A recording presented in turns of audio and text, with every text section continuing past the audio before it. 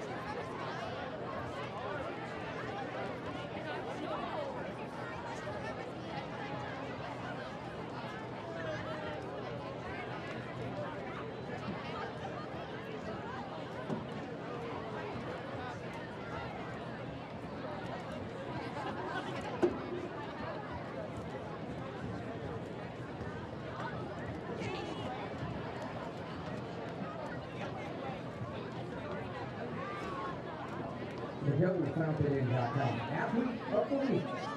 Congratulations to Bryson Andrews from the boys swimming team, who was named HillFountain.com Athlete of the Week. Presented by Refined Roofing in partnership with The Slice. Bryson was named Co-Region Swimmer of the Year and gained All-State honors last week at the 4A state meet. Bryson placed third in the 100 butterfly and 500 freestyle. Give a nice round of applause and congratulations, Bryson!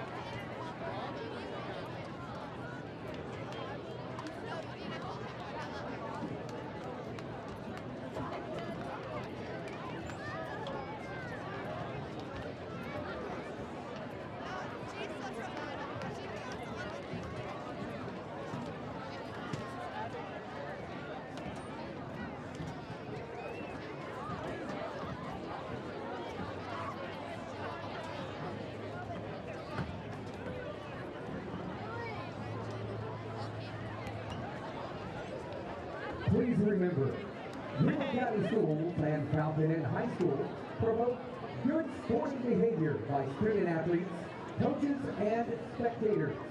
We request your cooperation by supporting the fury, opponents, and officials in a positive manner.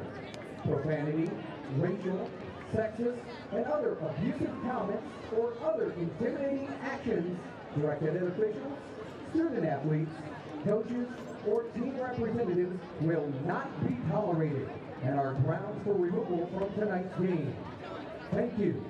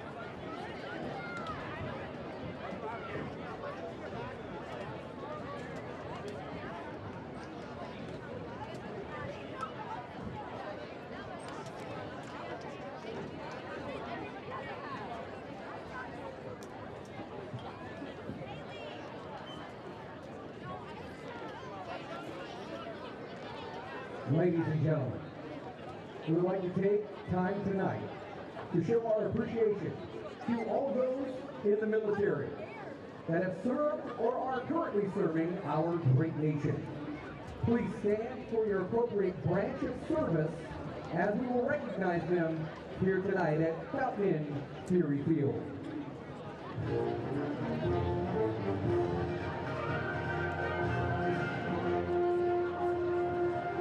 United States Army.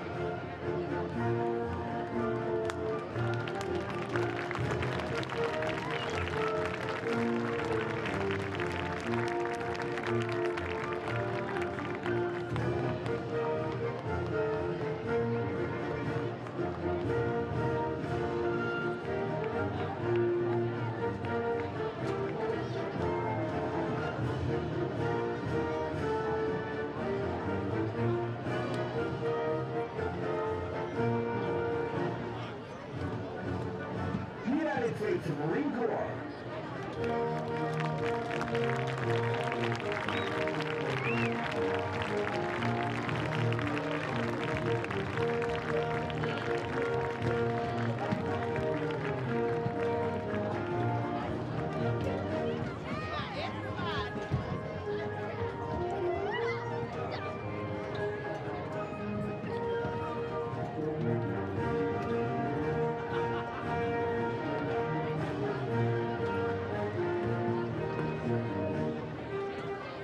The United States Navy.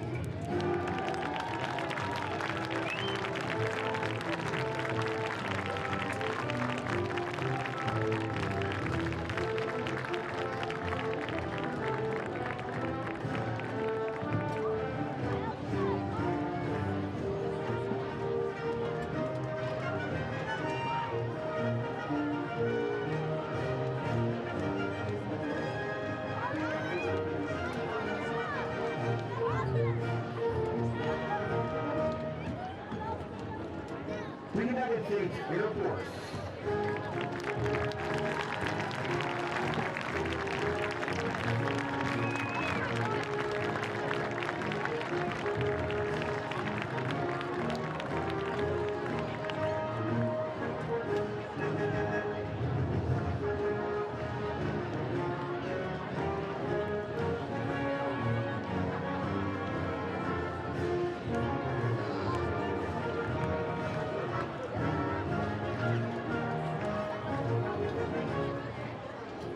The United States Space Force.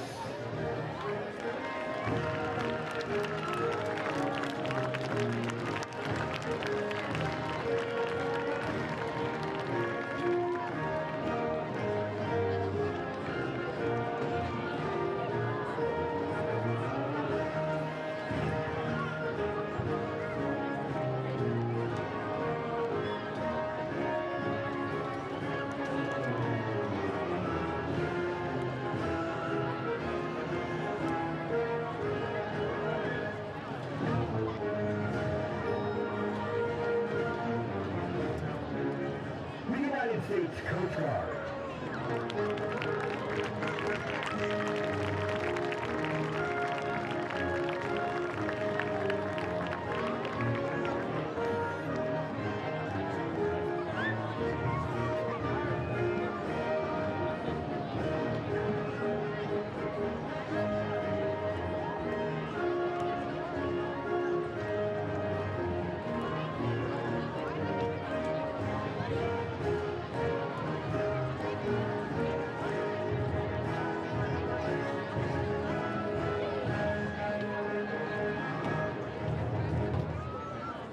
Again, we would like to thank all who served or are currently serving. Thank you for making America great. Please, at this time, if you aren't standing, please stand and remove your hats to honor America and those who support freedom at home and abroad. Today, the colors were presented by the local representatives of the American Legion Post 3. Thank you to the American Legion Post members Chuck Roots, Jerry Mullis, Danny Burdett, Dan Serapusco, and Ken Anderson. Tonight, the national anthem will be performed by the Falcon and High School Band of Fury.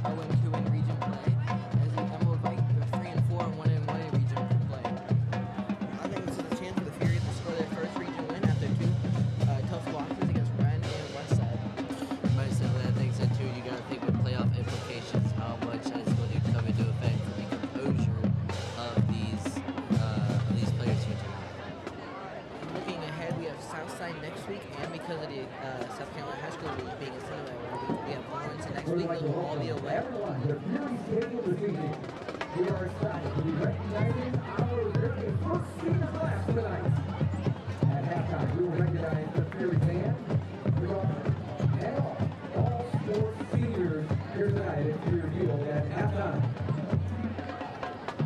Again, we are having some technical difficulties in the start of the stream. Hopefully we're all good now. Hopefully there won't be any more lag or crash spikes. So,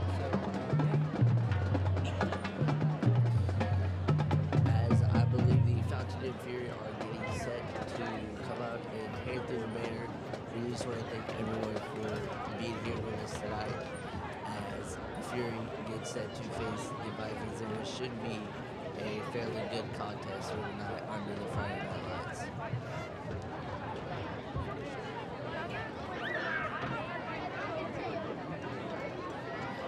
out there tonight, as the Fury about to take a field, you can tell out there with the cheerleaders, we have the Fury mascot doing anything, right? Man, I love that mascot. You know, just did super well detailed. It's cool to see him out here for such a big occasion, as it is, of course, senior night and the final game of the 2024 season for the final for regular season, I should say.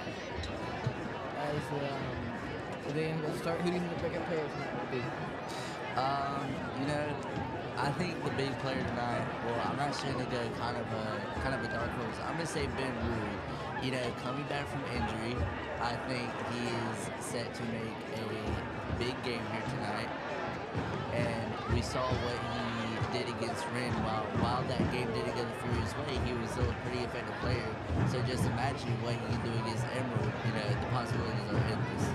I think it's going to be Zach Madden. I think Zach Madden's hyped after his touchdown against Westside last week. I think it's because it's his senior night. He does not want to let anybody down. He shovels people the receiver he can.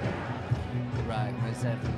Obviously, you know, Zach has had his drops, he's had his incompletions, but I think with tonight being senior night especially, which is going to be something that we're going to bring up a lot during this broadcast, it is going to light a fire under these senior players to play well, with it being the last game of the 4-4, as I believe the captains of the game, Jackson and Joku and Debbie Gonzalez, both seniors in their own respective right, are getting set for the point toss.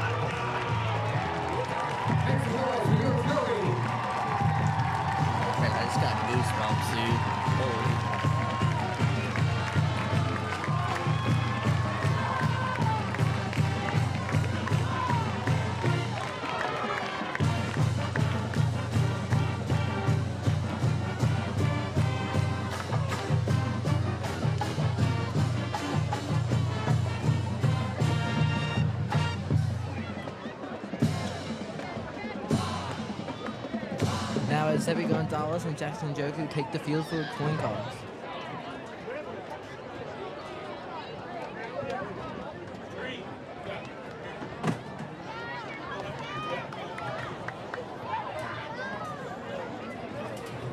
The captains for the Emerald Vikings are number 2, Carson Wright, number 3, Christian Foster, number 19, Max Diviblis, and number 78, I believe that is, Tristan Frazier.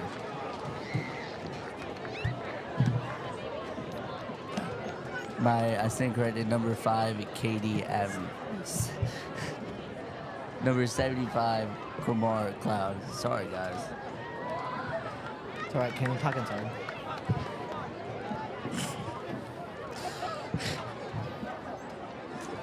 As a moment ago, you saw all the Fury players were huddled up beside obviously, as you could tell, right there in the front, you can see number 9, Corbin Giles. I think Corbin also has the Fury passion, no joke attending there, to have a great game tonight. I think he had a slower start of the season, which I was very shocked by, but I think he started to warm up, especially I believe in that St. Joe's game. So I think he's gonna have a good day tonight. Really defensive player, I believe, is Chase Lundy, who was a Go Fountain player of the week when we played St. Joe's. As the Fury win the toss and they will defer, it will be Vikings ball. Corbin Giles, a furious player, if you will.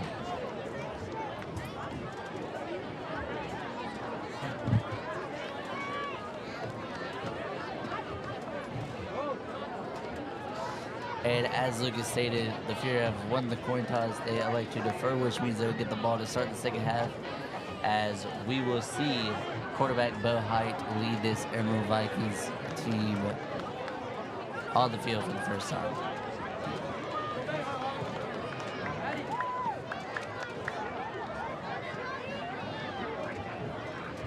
Fans, let's make some noise.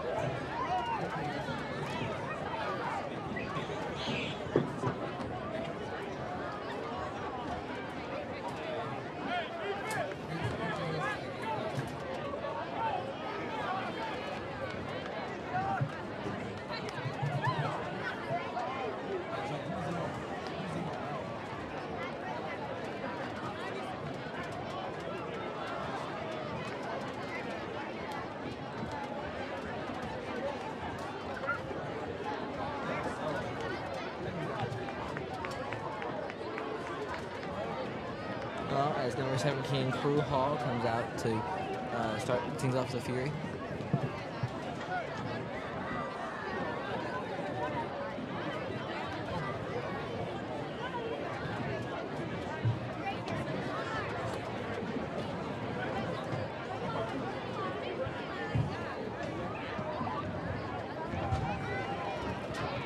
And for Emerald, it will be number 2, Carson Wright, and number 33, Christian Dean, back there deep to receive the ball.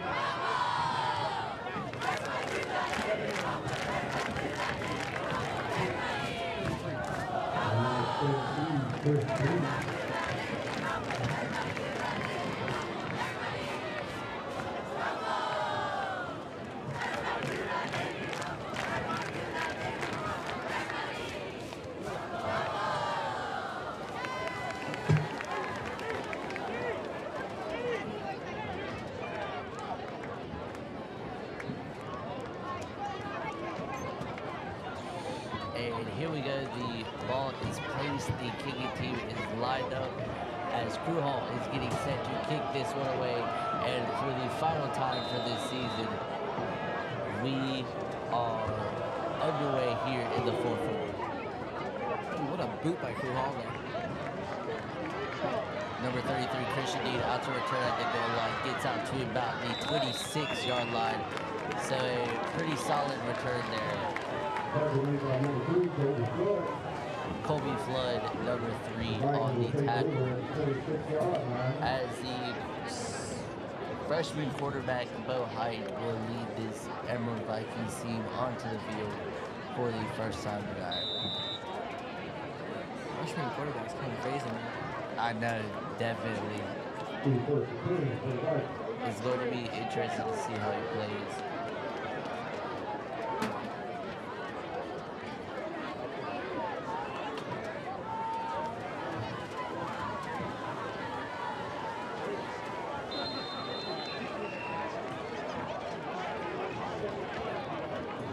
Number 7, Holloway on the run.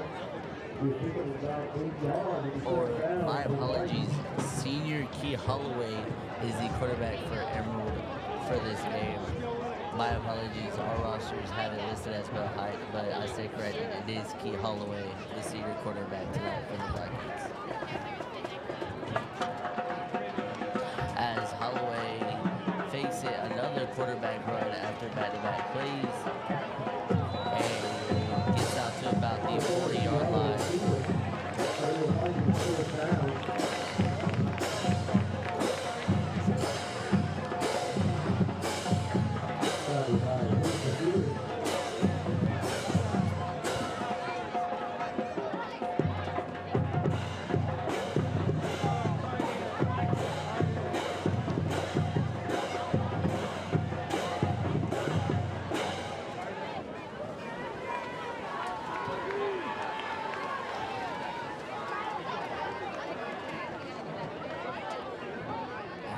Holloway is in the backfield, 3 wide receivers out. Holloway looking to pass.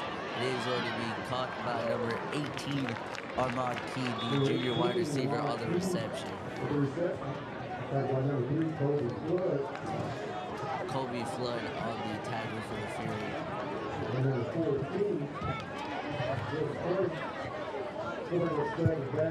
As well as number 14, Jordan Clay, the senior for the Fury. Bringing up a 2nd and 3 here for the Vikings. Number 33, Christian Dean, the running back behind Holloway. Holloway with the snap and fake off to Christian Dean, quarterback keeper, and he gets out to about the 46-yard line, I believe it is. Good for Vikings first down. Although there is a flag on the play. At that time, it was number 4. That is their freshman quarterback. Interesting. Seems they're going with sort of a dual quarterback situation early to start this game. It's going to be interesting to see how that pans out for them later on. I was also surprised to see the Fury juked out by that play. Normally they catch the fakes pretty easily. Right, normally pretty good on the options and play actions, but just not able to make the stop that time. As it is a 1st and 10 for the Vikings on the Fury 46. That was an unsportsmanlike conduct call on the Fury. Man, you don't like to see that. Emotions running high here early in the first quarter.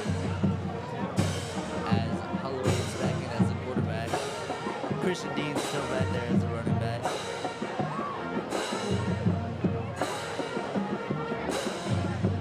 Dean flipping sides. Holloway, quarterback keeper, once again. Solid loss by that line. Holloway's off. Holloway's good. And he is going to be stopped just short at about the 30-yard line, I believe. But what a run there by Key Holloway, the senior quarterback for the Vikings. They're really liking a quarterback keeper right now. Yeah, definitely. That seems to be all they've ran this drive pretty much. But hey, it's working out for you. If it ain't broke, don't fix it. Either they're doing QB keeper or they're doing shotgun pass. Right, we have seen only one passage drive, and that was the shotgun screen, like Lucas said, to number 18, Armand Key. As it is Height in as quarterback, and the run by number 3, Christian Foster. And Corbin Giles.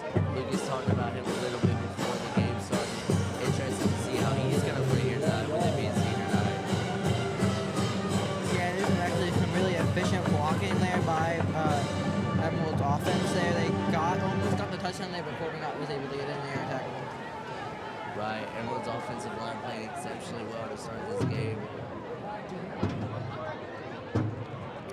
As it is Bo Height with the handoff to Katie Abbey. It is a fumble. And it is... The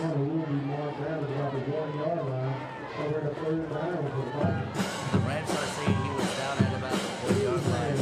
That's going to bring him a 3rd and goal for the Emerald Vikings. Yeah, I know it was a fumble there. I thought it was like, what are you doing? Get the ball. Right, most definitely. Now, Lucas, interested to see, we're seeing Bo Height, the freshman quarterback, as they're in red zone territory, whereas we saw Key Holloway in towards the end of the field. Do you think that's going to be the game plan for the Vikings this game? I definitely think so. The switching up quarterbacks in there, I feel like number 4 is more of a runner, like we've seen in the last couple of drives. But as we see there, that's a false start call. Backs it up fine. That's going to be 3rd and 6. Hopefully Fear can get a stop here. Right, unfortunate for the Vikings as they're going back to the 6, as Lucas stated. It is still remains 3rd down here with 8 minutes and 12 seconds left in the first quarter here of the 4th quarter. Fury fans got to get loud here. Right, most definitely. Bo Height is going to be a handoff, and he is absolutely hammered. I believe that was number 7, Key Holloway on the line, who we have seen is the quarterback. Key Holloway, kind of an all-around player here for this Vikings offense. It was Tank Graham for the tackle for loss. Absolutely beautiful tackle by Tank Graham there for the TFL. This is bringing up a 4th and 5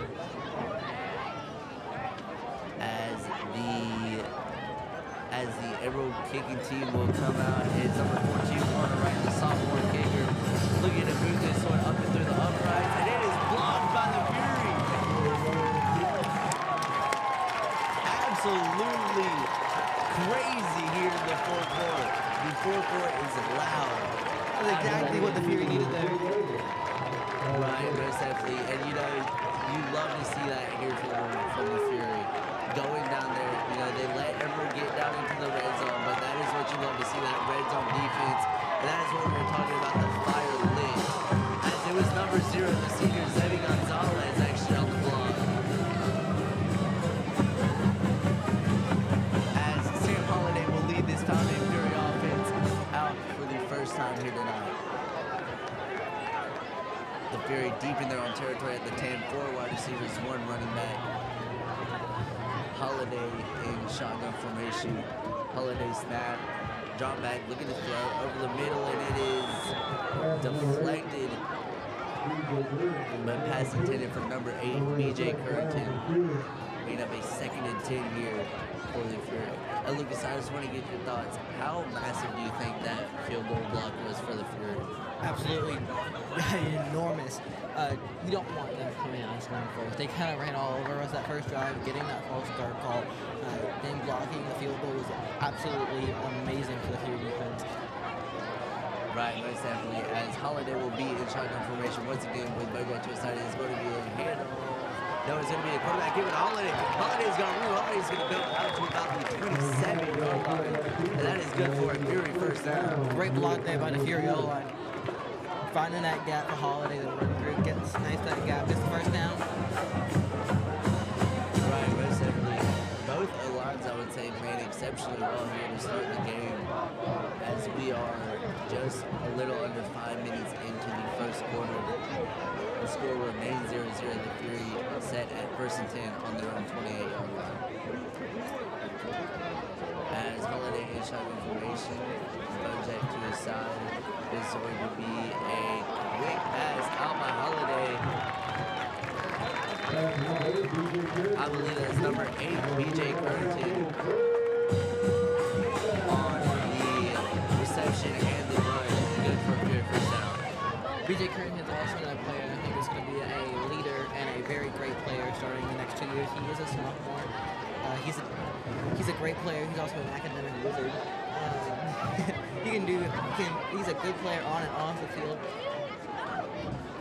Right, we've seen him targeted twice so far. So this game is working out for them as Holiday will be in the pocket yet again with Bojack to his side. Holiday drop back, look at the throw, scrambled out, flushes right, scrambles out of the pocket. Holiday's got room, and he is going to go out to about the 46-yard line. That's going to bring up a 2nd and 4 for the founding 3 offense. Good job by Sam staying calm in the pressure there, finding space, running. Most definitely. I would say Sam's composure there was very on point, as Lucas said. Able to just kind of brush off the pressure in a way and find that gap through the O-line as he scrambles for about a gain of 6. But it appears it is going to get called back as a flag on the Fury is called, and that is going to bring up a 1st and 20 now for the Fury. It looks like it was holding call. Yes, I do believe it was a holding call. Holiday in the pocket, Bojack to his side, 3 wide receivers out. Holiday snap, Holiday on the quarterback keeper up the middle. Gets down at about the 36. That's going to be a 2nd and 14.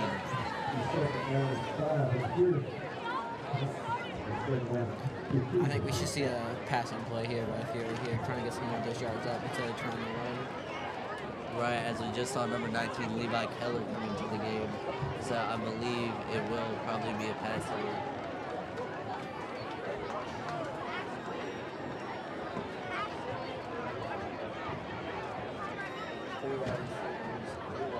On the other, Holiday drop back. Look at it.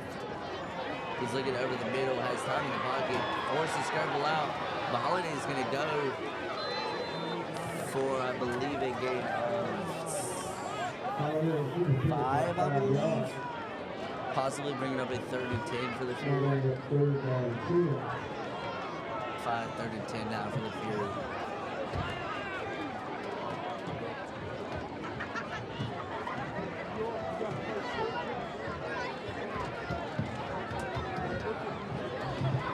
Zach Madden and Bojack Johnson check into the game for the Fury. As Holiday will be in a similar formation as we've seen all drive. Holiday drop back, looking to throw, throws over the middle, and the pass is caught. Waiting to see who that was on the reception. That was Ben Rui. Ben Rui. I talked about him, Lucas. I knew it was going to be a factor here in this game, and he showed it early, picking up the reception and the 1st out for the Fury.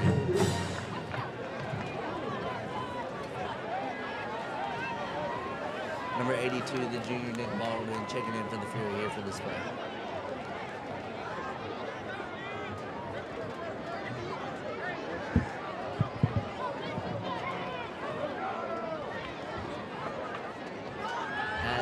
Drop back, look at the throw, pass complete to BJ. BJ's gonna go out to about the Emerald 41. Or the 39 actually, I stand corrected, and that's gonna bring up a Fury 1st down here in Emerald territory. Good stuff there by the Fury. I think BJ Currington's definitely gonna be in that wide receiver 1 spot. Even starting in the playoffs, possibly. It's definitely next year. Right, most definitely. Lucas, I'm quite impressed by the Fury offense, the way they're moving this ball this drive. Sam Holiday is looking as calm as ever in that pocket, as we're going to see a handoff to Bojack Johnson for the first time this game. He is going to be tackled very short.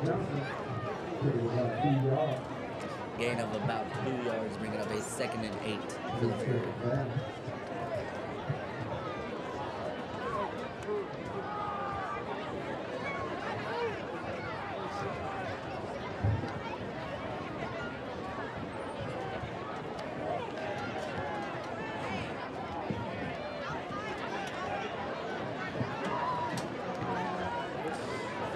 All right, here we go. Holiday in the pocket. Bojack to his side. 4 wide receivers out.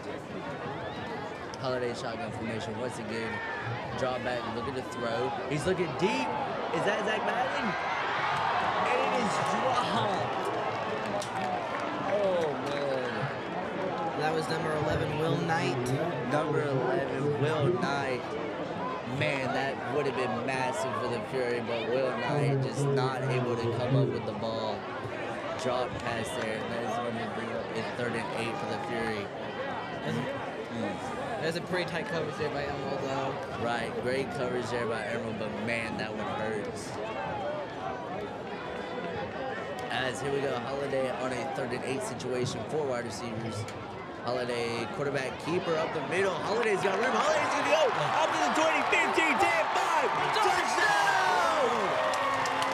Sam Holiday on the keeper. Sam Holiday doing what he does best. Absolutely beautiful. My goodness. Wow, what a run there by Holiday. Breaking the tackle early on, getting brilliant yards after contact, and getting in there for the touchdown. And the 4-4 is allowed. And if there's a Fury going for 2 in an interesting formation, and they get it!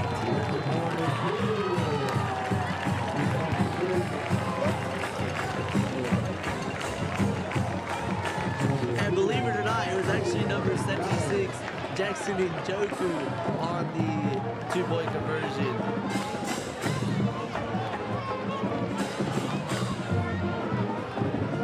Speaking of Jackson Njoku, he is our first All-Star. He'll be playing in the North and South Bowl coming up. I'm very proud of Jackson Njoku and what he's going to be doing. I also got an offer from a game visit from Presbyterian College. I hope he gets that offer.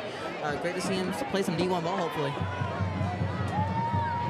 Right, most definitely. And we've seen the Fury try that formation once before where they have one quarterback and everyone kind of stacked up in front of one guy. It previously was unsuccessful, but this game, it appears to work great as the Fury are out to an 8-0 lead here against the Vikings in the first quarter.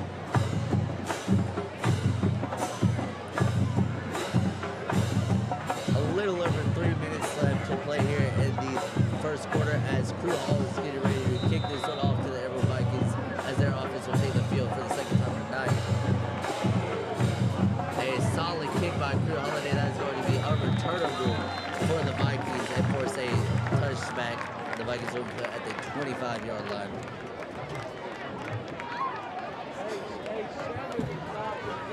Now, Lucas, do you think we're going to see that sort of dual quarterback situation like we saw in the first drive with the Vikings? I definitely think so. I think they were in a game that was pretty efficient till they got up to that 10-yard line. Then our defense started to kick in. But if they do what they do originally, I think they probably will want to run on us again. I just hope our Fury defense can get ready for it. Right, as it will be Key Holloway starting the drive for the, it's going to be Bo Height, the freshman quarterback, starting the game for the Vikings. Starting the drive for the Vikings. As it is going to be a pass to number 18 for the second time tonight, and he gets absolutely nowhere. Number 18, Armand Key, the senior wide receiver. As I believe it was Corbin Giles on that tackle on Armand Key.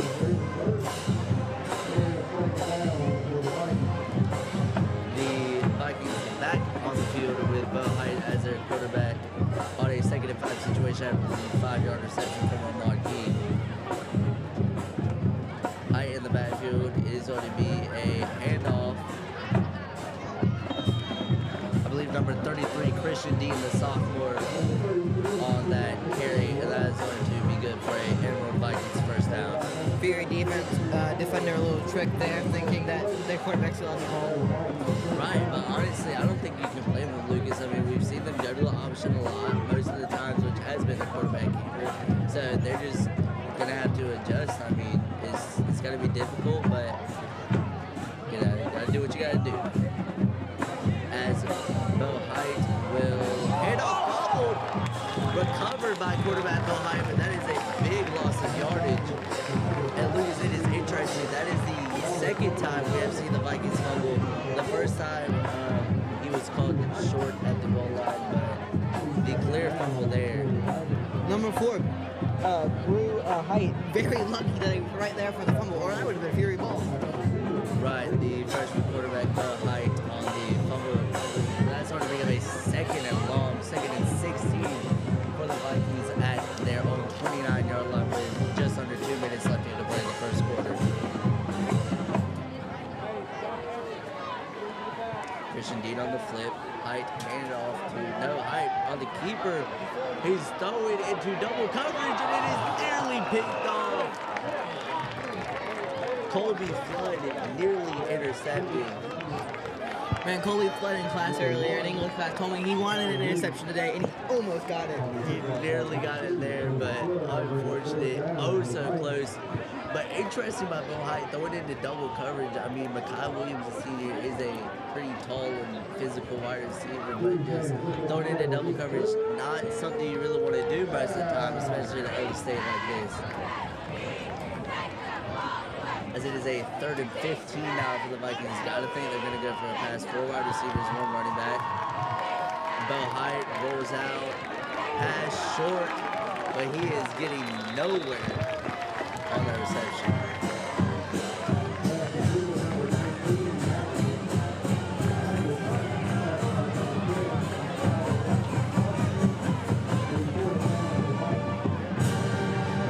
Number 10, Mazzy Scott on the reception, as the Vikings punt team will come out and the Fury offense will appear to be back on the field for the second time this game. As number 8, BJ Currington is out there to return the punt.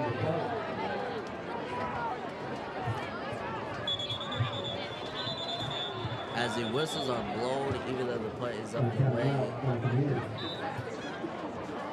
I believe it was a timeout by Fountainaire.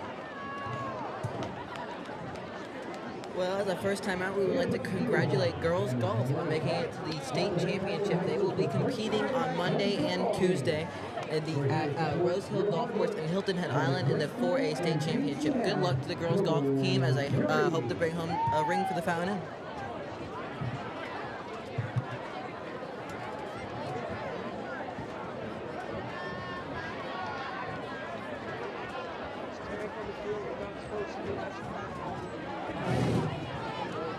Lucas, as we are waiting for the teams to take the field for the timeout, I am very, I don't know the right word for it, but this Fury offense has been rolling, and it is just so glad to see here on senior night. Last game in the 4-4 for a lot of these players. And it's just good to just see them rolling like this early on.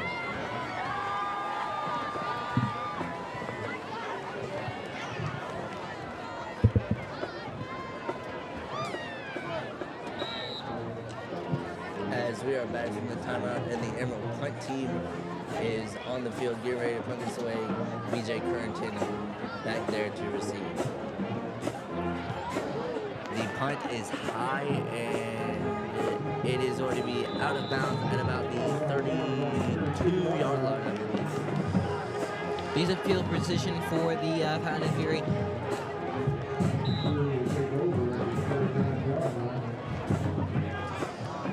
The Fury offense will take the field for the second time this game. Obviously coming off big on the Sam Holiday rushing touchdown, followed by the Jason and Jeffrey 2-point conversion.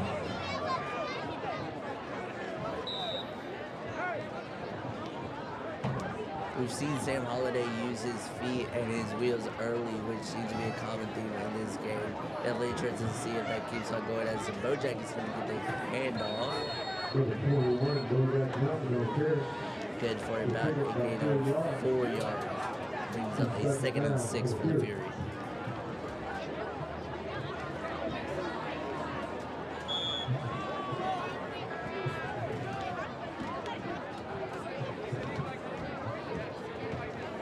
Just under a minute left to go here in the first quarter, as the Fury offense is on the field at their own 44-yard line. Holiday in the backfield, Bojack to his side. It's going to be a fake to Bojack. It's going to be a quarterback keeper to Holiday, as he's going to get down and not get much on the play.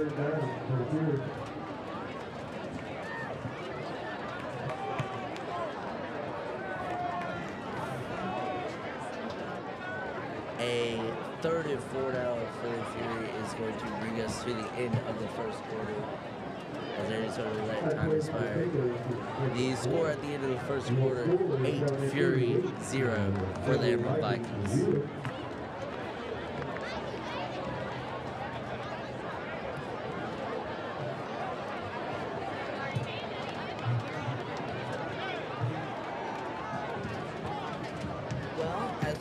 Fountain Inn is hosting a food drive.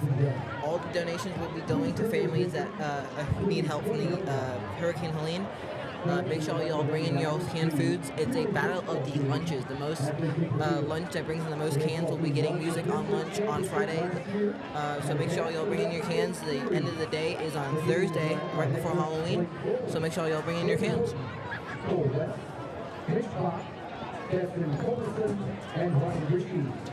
Let's give them a nice round of applause for your Fountain Inn baseball team. As the Fountain Inn baseball team takes the field, they are celebrating their win in the region tournament. They won the district championship against Woodruff. I was here in the 4-4. That was a great game. We absolutely destroyed Woodruff. It was a great game for the Woodruff. The Fury is our first banner coming out on the stadium. Hopefully the Fountain Inn Fury, I think they can win state this year in baseball. I legit think that.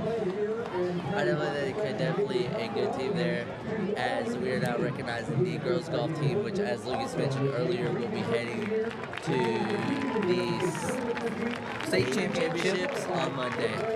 Yep, they're going all the way down to Hilton Head Island. This is at the Rose Hill Golf Club, which is actually one of the nicest golf clubs in South Carolina. It's actually hosted a couple PGA tours, so it's they're awesome to go to play there. Glad to see them doing well, as we are back to Fury football. Bojack on the handball is good for about a gain of 3, I believe, going to bring up a 4th and inches scenario.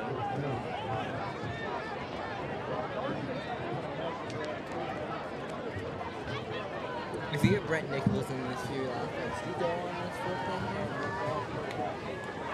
Ooh, that's a good question, because you got to think. Oh, never mind. It's a first down. Oh, interesting. So that will bring up the first down now for the Fury. But kind of related back to your questions is, if you are in a situation where it's 4th and 1, honestly, I think you play safe and punting. You know, you're in an 8-0 situation.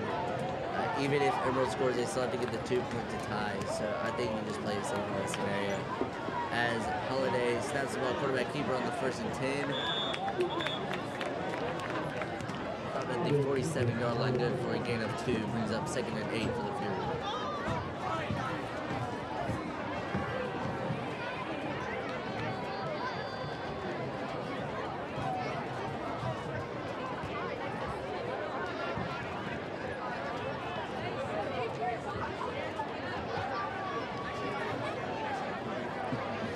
Here we go. Holiday in the backfield. Bojack to his side. Holiday drop back, looking to throw. Passes low, but I believe they are going to rule it. No, ruling it incompletion. Number 8, BJ Currington, the intended receiver on the pass.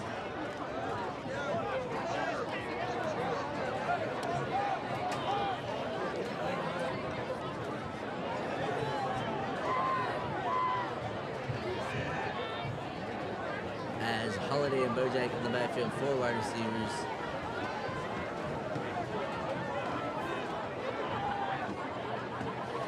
Holiday shotgun formation, Bojack to his side. Holiday drop back, looking to throw. It is incomplete. It appeared to be intercepted by Emerald, but the refs are ruling it incomplete. As nonetheless, it is going to be the 4th down and the punt team out for the Fury. We are so lucky that was not intercepted. That would have been Sam Holiday's first interception of the season. He was very efficient on the pass game. That would have been tough for Fury there. Well, I did not know that Sam Holiday is yet to throw an interception this year. As Crew Hall with a beautiful punt is going to force the Emerald Vikings out to another 50-yard line. That's interesting, Lucas. I did not know that Holiday has not thrown an interception this year. Quite impressive by him. Yeah, and also to see Crew Hall with a good punt there. He was struggling a little bit last time he gave a good command. So I'm glad to see he's found some wiggle room to get some nice punts there. Right. Most definitely forcing the Vikings out inside of their own 20-yard line.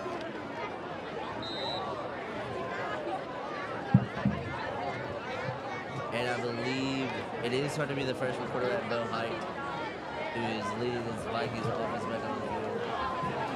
4 wide receivers out, 1 running back, Christian Dean, back in the backfield with Bo. A flip to number 18, Alma Key. And number 3, Kobe Flood on the hit.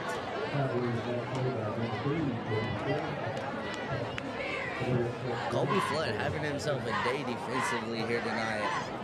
Already coming up with a few big tackles. So definitely cool to see him doing really well.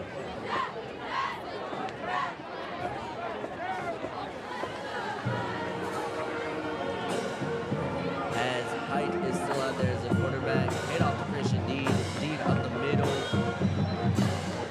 Gives, I believe, a gain of 5. Going to bring him in 35.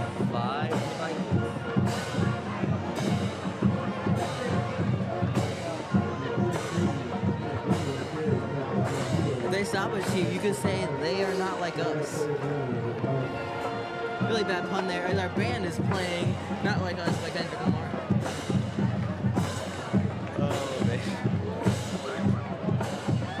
I mean, you could definitely say that as our second right here is a gain of 7 for the Vikings. Head off, looking to go up the middle. It's going to be a short gain, but did he get the first down? Yes. Gave it to him. I would go ahead and measure that one. It looked a little short to me. Right, as it was Christian Foster, other the junior running back and linebacker for the Vikings. 3 wide receivers, 2 running backs there behind Height. Interesting to see a freshman quarterback get this much play time. You know, it's just something you very rarely see, but hey, if it works, it works. As number 33, Christian Dean, on the run. A very short game though. Not gonna get much of it.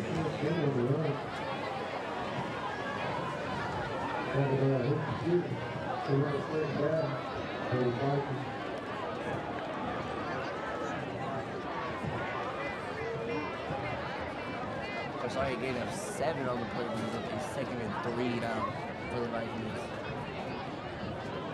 We are seeing this drive, we are seeing Bo Height a lot more than Key Callaway.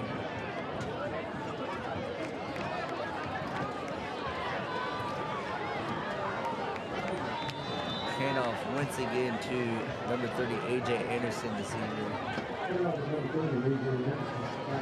Easy first down there for Emerald. Right. I mean, you don't have to get much as smart just to run it up the middle and have the line push forward, as number 17, Cool Hall, was there for the tackle. 1 quarterback, 2 running backs, 2 wide receivers, which seems to be a formation that the Vikings are going to quite a bit. Handoff gets barely anything, if that.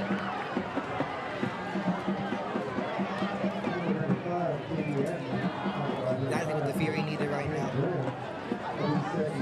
Right, most definitely kind of slow down the Vikings run game, as Katie Abbey doesn't get anything. It's going to be a gain of 0, bring up a 2nd and 10 for the Vikings.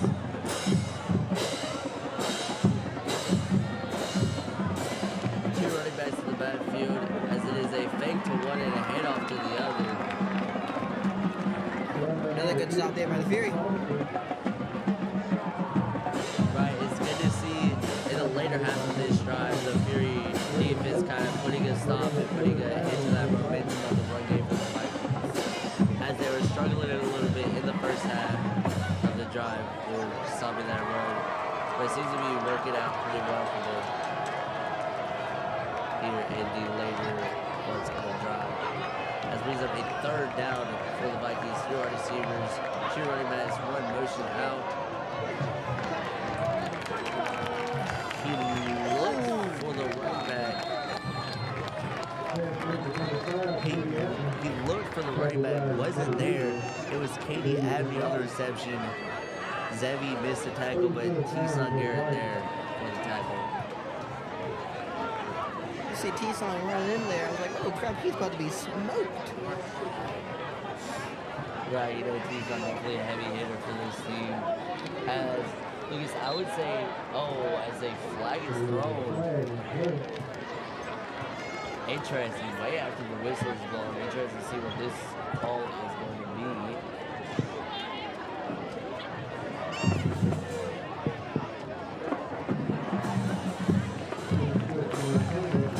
Unsportsmanlike conduct on Emerald. And Lucas, I know this was a conversation before the game on how disciplined Emerald is going to be tonight. But a couple of unsportsmanlike penalties already in the first half is definitely interesting to see. Yeah, one from each team so far, one from Emerald with the Fury just declined. And the one from the Fury. You can tell both teams are physical. They both want to win this game. Because in my opinion, this is the most important game for both teams tonight. Right, obviously it being a region game, you know, near the end of the season, definitely playoff implications with this game. Oh, I take it back. The Fury do not decline it.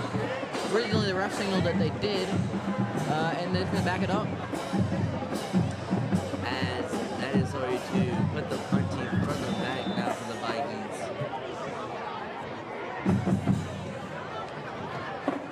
They're going to be punting from inside their own 15-yard line. BJ Curtin back there to receive the ball.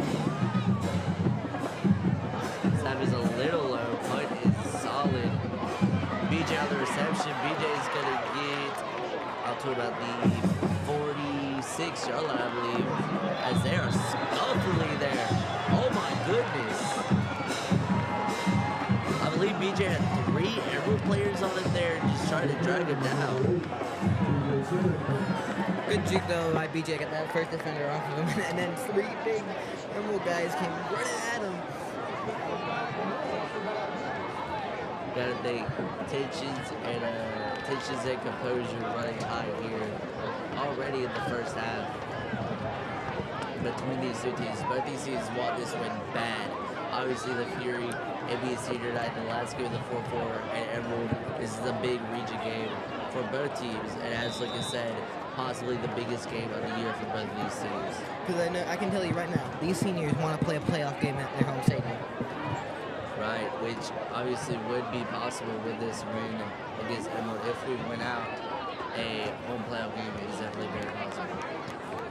As Holiday will be in the backfield, hit off to Bojack.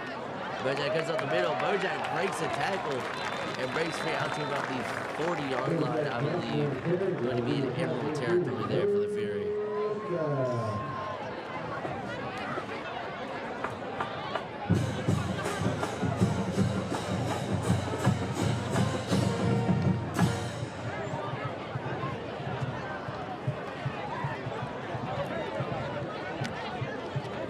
First down for the Ravens of a 1st and 10 on the Emerald 39. Holiday, Bojack, 4 wide receivers.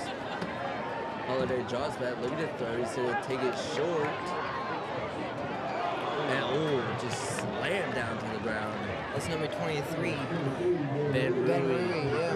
on the reception. But man, it's going to be a hard-hitting game, you know. Man, I don't know. Tension and composure definitely running high, as stated previously, between these two teams. One thing I do want to mention though, Ken, is for the future of Fountain, Ben Rui and BJ Currington, as Sam Holiday. I had to cut myself off there, but Sam Holiday was a nice QB keeper, and it's going to be a 1st down Fury. Anyways, back to what I was saying. BJ Currington and Ben Rui are both sophomores, and they will be 1 and 2, I believe, next year. That's the thing. They're both. BJ is 5'6", Ben's 5'7", and it's just a shorter height-wise in the receiver room for Fountain. I think, but I don't think that's like a problem. I think they're fast and they're willing to get the ball. So that's the good part about it. Right, most definitely. You know, we have talked about previously how many losses the Fury are taking, but also you got to think they are set up pretty well for the future with guys like BJ, Sam Holiday, Bojack, Ben Rui, guys that are all sophomores. And I think I think we're not going to be terrible next year. I think we definitely do have a chance. I think we definitely have a chance. I think also in terms of freshmen, Chase and Shannon Lundy are also both great players. Right, as Holiday head off to Bojang, Bojang is going to get not much of anything there.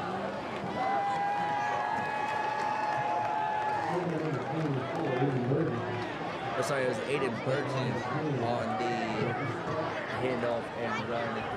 Good for Madigan. 4 brings up a 3rd and 6 now. Another freshman, Aiden Burton, called up from. He played in a bunch of that Carolina game that we remember that we called, and he is also a freshman, a very good player when he is, a sophomore or junior. Oh, and the plan is called dead. Whistle's blown by the ref. Play called dead as it was stated. As it appears there is a flag on the field.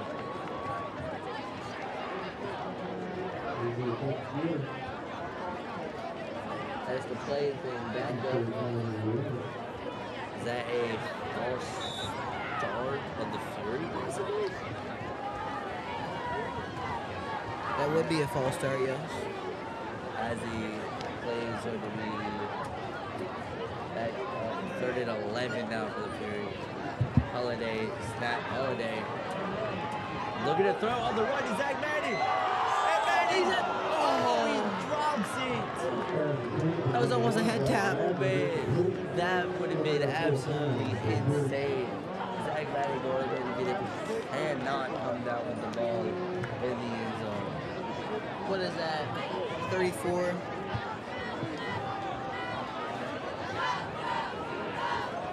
Oh, that's a 58-yard field goal. That's not happening. Yeah. 51. Oh, my math is wrong, y'all. That's a 51-yard field goal.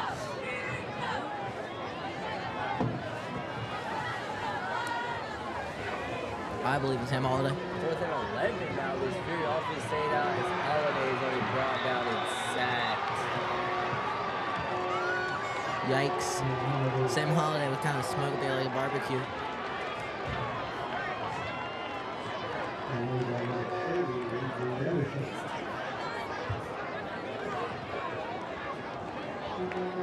Shit for the Fury. That brings out the Fury defense. Bo Height, the freshman quarterback out there for the Vikings.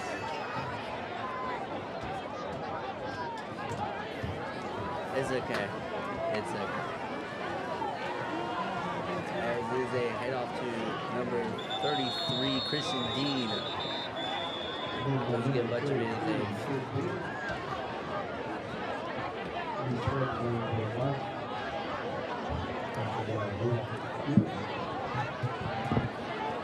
A 4-yard gain there, 2nd and 6 on the 44 for the Airborne Vikings. As Bo Height will remain out there on the field.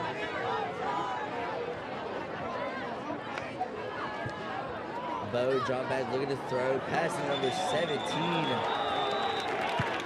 Camel Hill, but a massive hit and a massive bring down by Number 14, Clay Thompson. That's what we call him here in the 4-4. It's actually Jordan Clay. That's his nickname.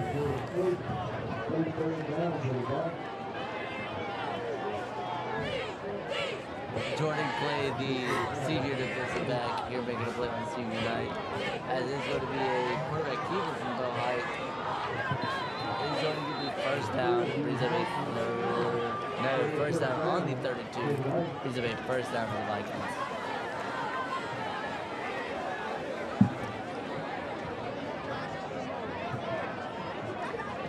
Look, I must have to say, we are pretty packed out here in the fourth quarter tonight for the last home game of the regular season. Yeah, it's the packed crowd. I'm so glad we got a new bleacher extended, or it would be. I don't think we have to let people go. As we were talking about the crowd, number 33, Christian Dean, the sophomore running back, runs for a Vikings touchdown. It's unfortunate. We've seen the run game come up big for the Vikings in the past in this game, and there was a game, but this time it is all the way for a touchdown. just unfortunate. Could not hold him off until the end of the first half with 1 minute left in the second quarter. As the Vikings are also going for two. One running back. Interesting formation. Interesting formation, indeed. I believe that was number 5, Katie Abney on the rush. And the Vikings tie this one up 8-8 just with a minute left in the second quarter.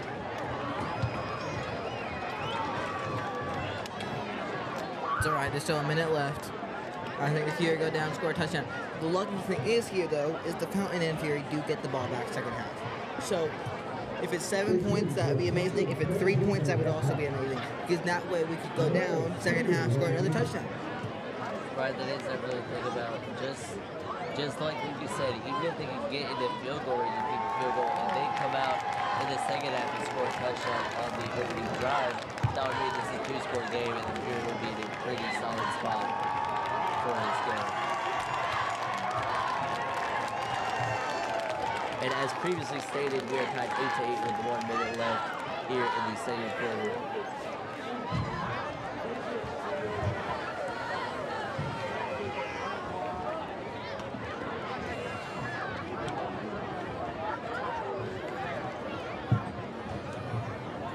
And it appears they were onside kick formation.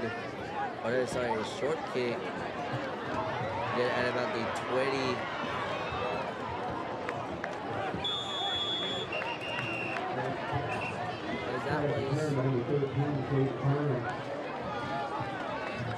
That was Katie Carnes on their return. Not much say. I think maybe 2 yards on the return. As the Fury take over in the Fury 6:30. First and 10 on the 30 for the Fury. Have a long ways to go here to get into field goal range, but it is very possible. We've seen big plays for this Fury offense before, and hopefully looking to make one happen here. As Holiday drop back, look at the throw. It is off the hands and incomplete off of number 8, BJ Kurt. It's a little tall for BJ there.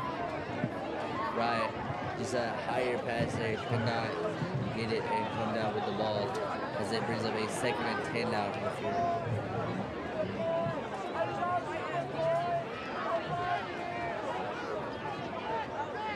Seconds left here in the second quarter. Tie game 8-8. Fury on the 30-yard line, 2nd and 10. Holiday drop back, looking to throw. Throws out to his right. That time is complete to BJ Currington. Out to about the 35.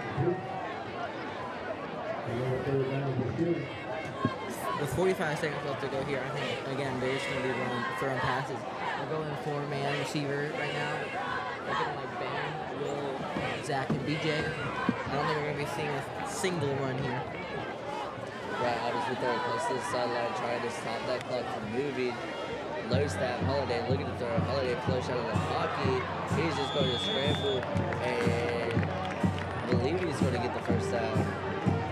Smart play there by Holiday. No one's really on the sides of no one's really open. BJ was kind of open, but he was in the middle field. It was an easier decision made by Holiday to see that open gap, get the first down, and stop the clock. Right, great play awareness and recognition by Holiday there. Just making the play, threading the needle through the offensive and defensive lineman. Good job beating 40 for a Fury first down. 1st and 10 now for the Fury at the 40.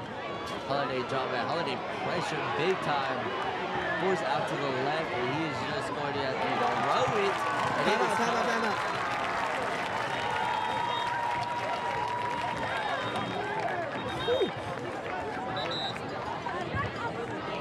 Great play there by Sam Holiday. Scramble and find the open receiver, get that first down. That was interesting. You don't see that much from Holiday making good passes like that inside the numbers when they throw on the road. Tomorrow, Society presents a school board. Starting at 8 p.m. through 10 p.m. $5 admission, cash only. Come out to see out some Fountain Inn support.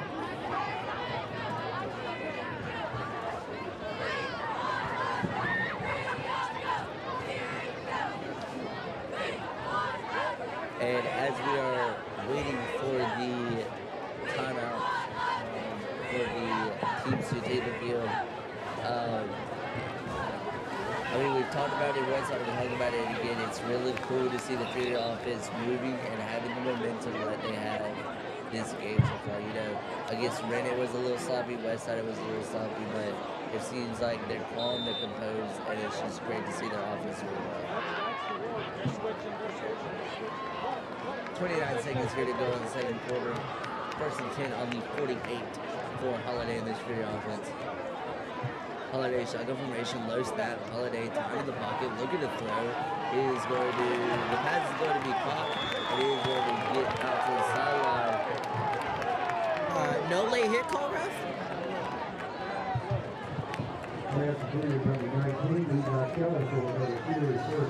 Levi Keller getting his first reception of the game. The fans in the fourth were not very happy about no flag on that play, but hey, it is what it is. First and 10 now on the 37. A few more yards and a few more plays, and the Fury will be in field goal range. One timeout left with 21 seconds left here in the second quarter. Oh, yeah, drop back. Look at the throw. He's looking deep. To Zach Madden. It is deflected by the Vikings. Man. A little underthrown there by Sam, too. It was a little low. I don't know if Zach overran it or Sam threw it there, but rough there. I thought that would have been a Zach Madden touchdown right now. Me too. I mean, just unfortunate to see. I mean, do not want to see that for the Founding Fury. 16 seconds left to go here in the second quarter. One timeout left. Second and 10. Holiday, Bojack in the backfield, 4 wide receivers. Holiday looking at throws. And it get caught over the middle by BJ Currington. As the Fury are going to use their last timeout of the half.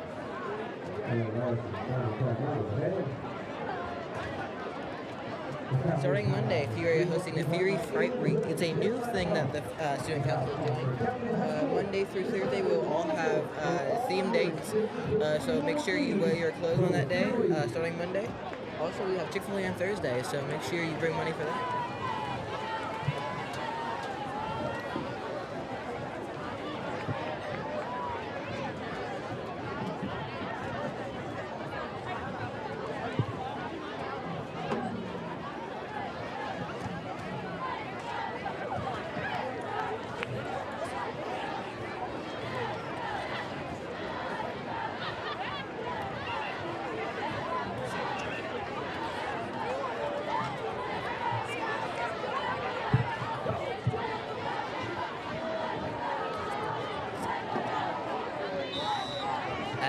Holiday and Bojack in the backfield getting ready for the last remaining seconds of the second quarter. 10 seconds left. 4 wide receivers. Got to get out to the sideline here to stop this clock. It is going to be an incomplete pass. Pass intended for number 5, Shane Graham on the play, the senior. But an incomplete pass. This is going to be the field goal unit? Yes, I believe the field goal unit coming out onto the field. 4th and 2, 46-yard field goal here for Crew Hall. I think Crew Hall can do it. It is very much possible. Hall with the kick, and it is good. An absolute boot by Crew Hall there. And the Fury will take an 11-8 lead as time expires in the second quarter. Just 1 second left. But wow, what a boot there by Crew Hall, Lucas. My face was in disbelief. He probably could have been the 50 and made that. That was a boot. Absolutely beautiful kick there by Hall Region King of Crew Hall.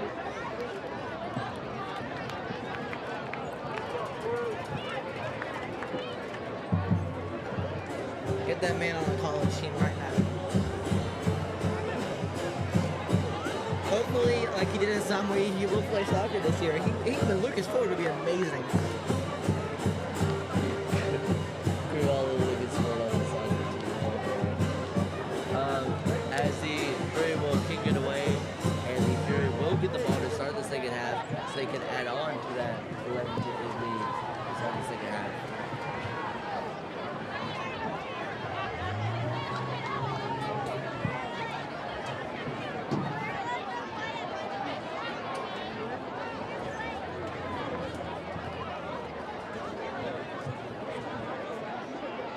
Poole Hall on the kick.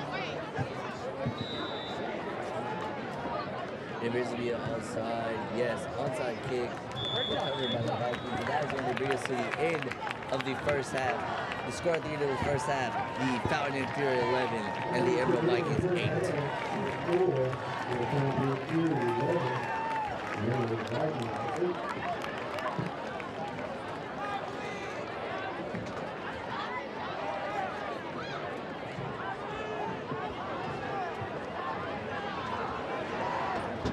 Please turn your attention to the 15-yard line. The Vikings Club is presenting a check to the Fountain American Legion Post 143 for their military appreciation t-shirt fundraiser. Proceeds from these t-shirts, including sales tonight, will go to the Fountain American Legion to help send Fountain high school students to boys and girls state. Accepting the check are Robert Bernard. Kim Potter, yes, advocate, Robert Boys State Representative, Elizabeth Bell, Girls State Representative. We are so excited to send our first representative from Fountain High School this summer. Thank you. Ladies and gentlemen, let's have a rousing applause for our first class of 2025. Fountain Fury Seniors.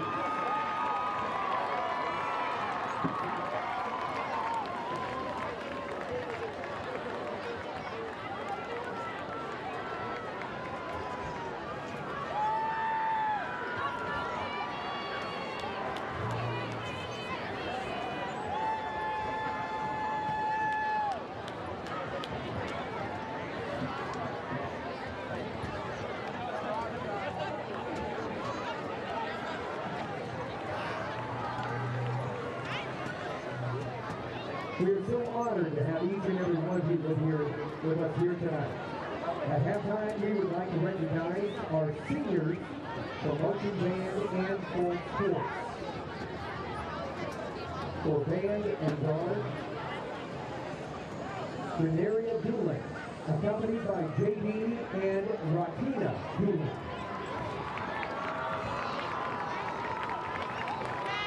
Riley Bieber, accompanied by Nelson and Liza Bieber.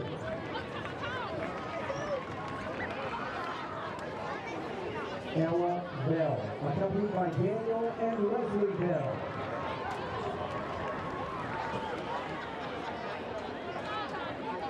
Tanisha Brazil, accompanied by Nate and Francia Brazil.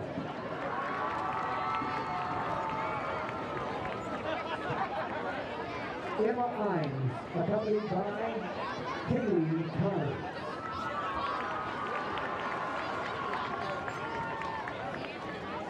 Tony Caparel, accompanied by Jason Caparel Sr.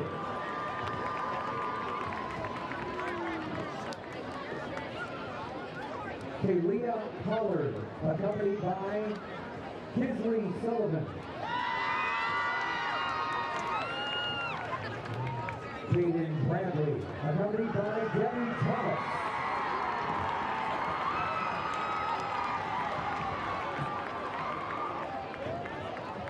Thomas Alfinito, accompanied by Alejandre Alfinito. Devin McLaurin, accompanied by Dan and Janelle McLaurin. Wesley Garland, accompanied by Ashley Garland. Jacob Brown, accompanied by Robert Brown. Malachi Anderson, accompanied by Rebecca Austin.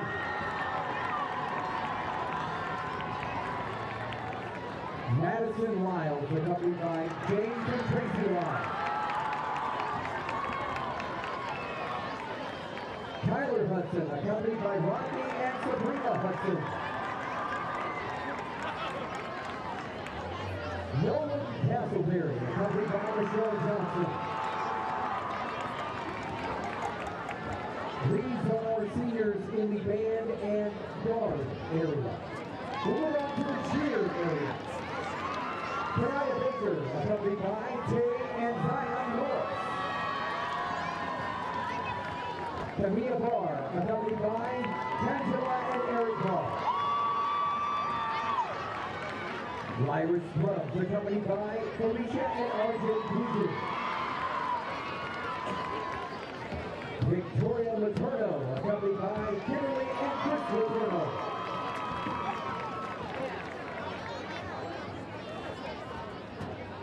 Avery Popoli, accompanied by Jenny and Kelly Popoli. Carly Spearman, accompanied by Michael and Amanda Spearman. Please have your seniors for Fury Cheer.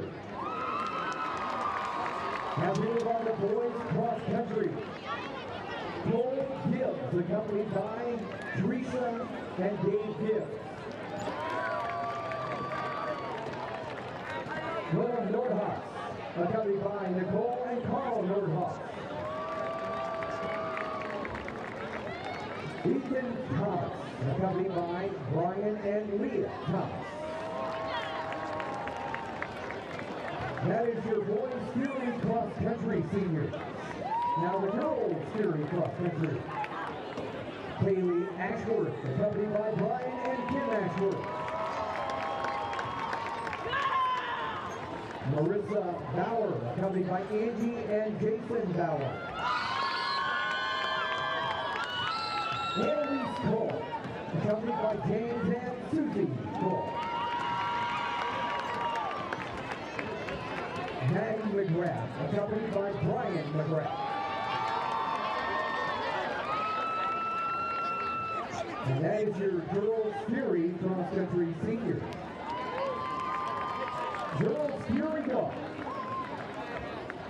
Brianna Dyer, accompanied by her parents, Aaron and Autumn Dyer. Hannah Jones, accompanied by her parents, Mark and Christy Jones. And Zoe Minton, accompanied by her parents, Jeremiah and Angel Minton. And that is our Girls Fury Golf seniors. In Girls Fury Swim, Kaylee Ashworth, accompanied by Brian and Kim Ashworth. In Boys Fury Swim, Connor Martin, accompanied by Clinton Martin. And finally, Girls Fury Tennis, Sabrina Oliveira, accompanied by her mother, Christy Vega. Congratulations to all our senior band, guard members, and soul athletes. We appreciate your dedication, your commitment, and effort you have poured into the Navy Maroon at the 44 at Fountain High School. Thank you to all the parents, your families, your friends, and our community for coming out tonight to support the first class at Fountain High School, class of 2025. Good luck, seniors, and thank you very much.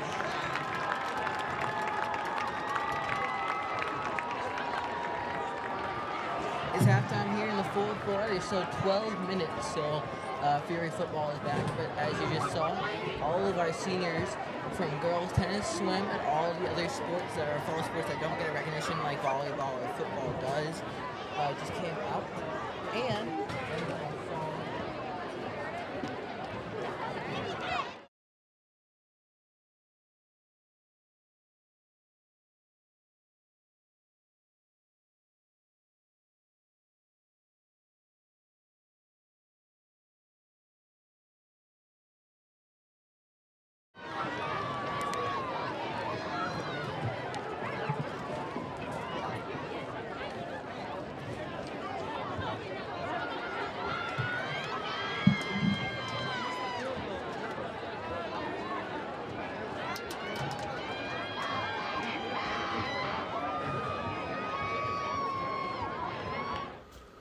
I'm gonna tell him right now.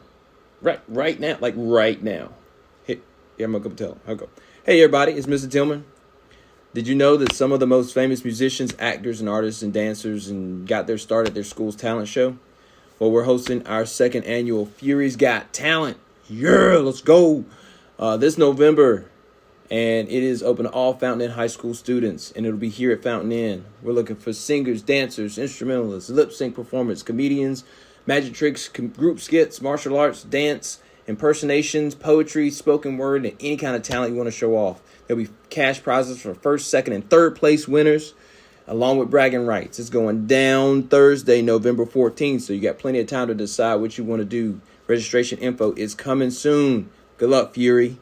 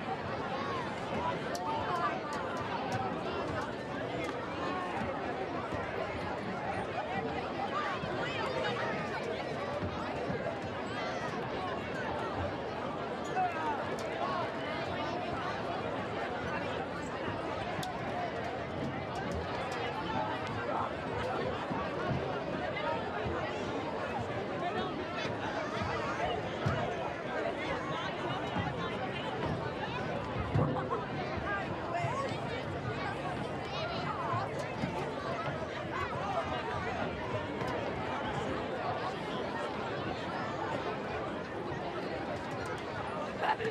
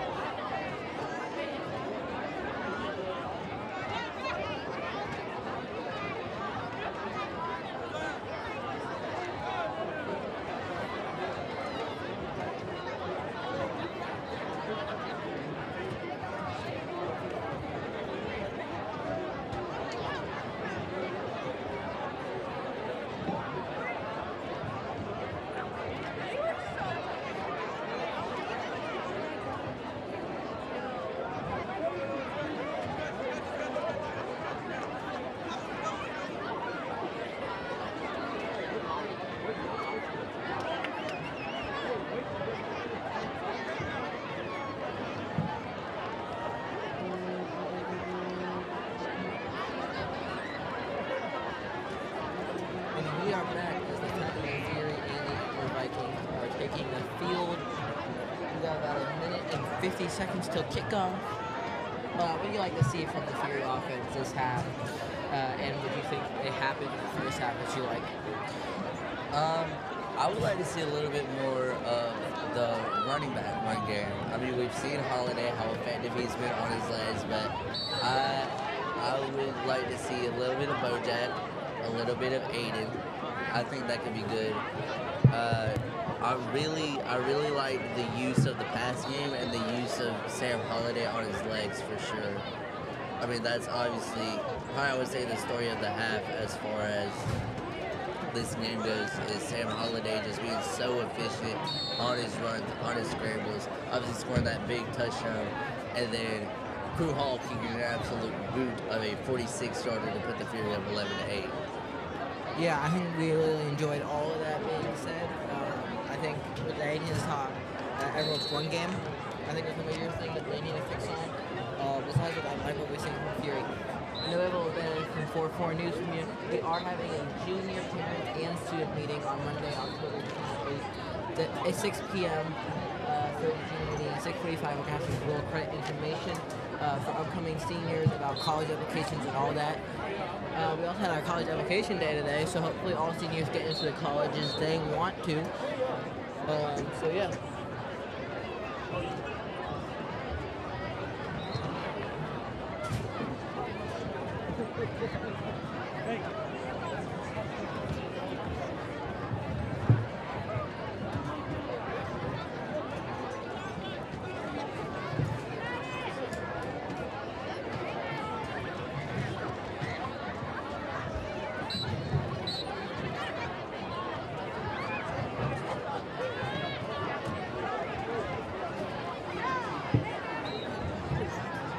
There's still 40 seconds.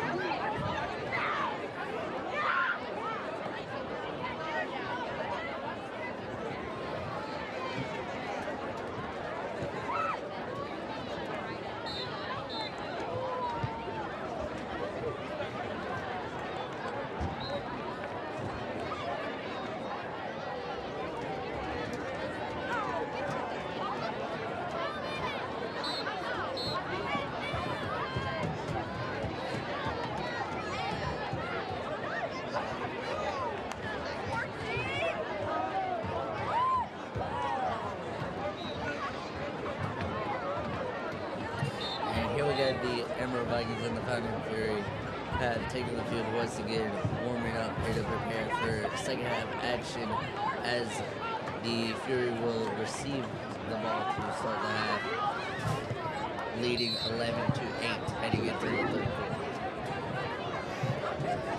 Talking about some other Fury sports while we wait for the second half of the kickoff. Fury volleyball has looked really strong the last couple of weeks. Currently holding second place in the region with a win 3-1 against Lawrence on Tuesday, which we streamed, and a loss sadly 3-0 against Wren yesterday. Westside, we play Westside on Monday. We will be covering it on Envision. It will not be live sadly, but we will be covering it on our Envision socials, and that will determine if we have a home playoff game or not. With the current rules about South Carolina playoffs, we will not be able to stream any home playoff games sadly. So again, make sure you check Envision socials for updates on those. It's good luck to girls volleyball as they near the end of the regular season and hopefully get into the playoffs. As 20 seconds remain here at halftime for the Fury in the 4-4. The 4-4 still loud, still very packed here in the stands. Definitely interesting. You got to think this crowd is going to become even more electric than they were in the first half.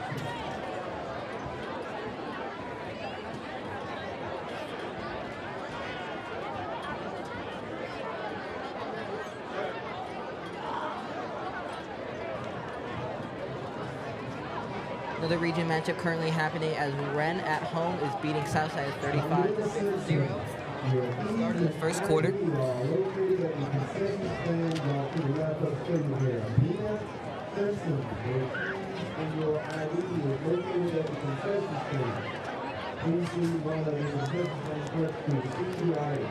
And as another region matchup, as Westside is currently beating Lawrence 35-3 at halftime, and that game is in Lawrence. So exactly what the Fury need in terms of win-losses so we can get a home playoff game. As the Vikings kicking team and the Fury receiving team take the field and get ready to start the second half. The 4-4 is loud, and we are about ready to go. And here's just going to be a short kick to start the half for the Vikings. Yes, a fairly short kick. Caden Cards on the reception. Gets tripped up at about the 30 and brought down. As Sam Holiday, who is very effective on his legs in the first half, leads his Fountain and Fury offense onto the field once more.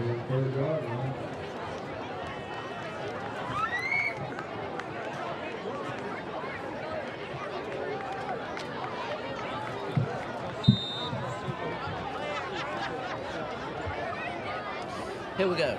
Holiday, Bojack, 3 wide receivers at the Fountain 30. Holiday snap, hand off to Bojack. Bojack goes to the right. Bojack's got room. Gets out to about the 36.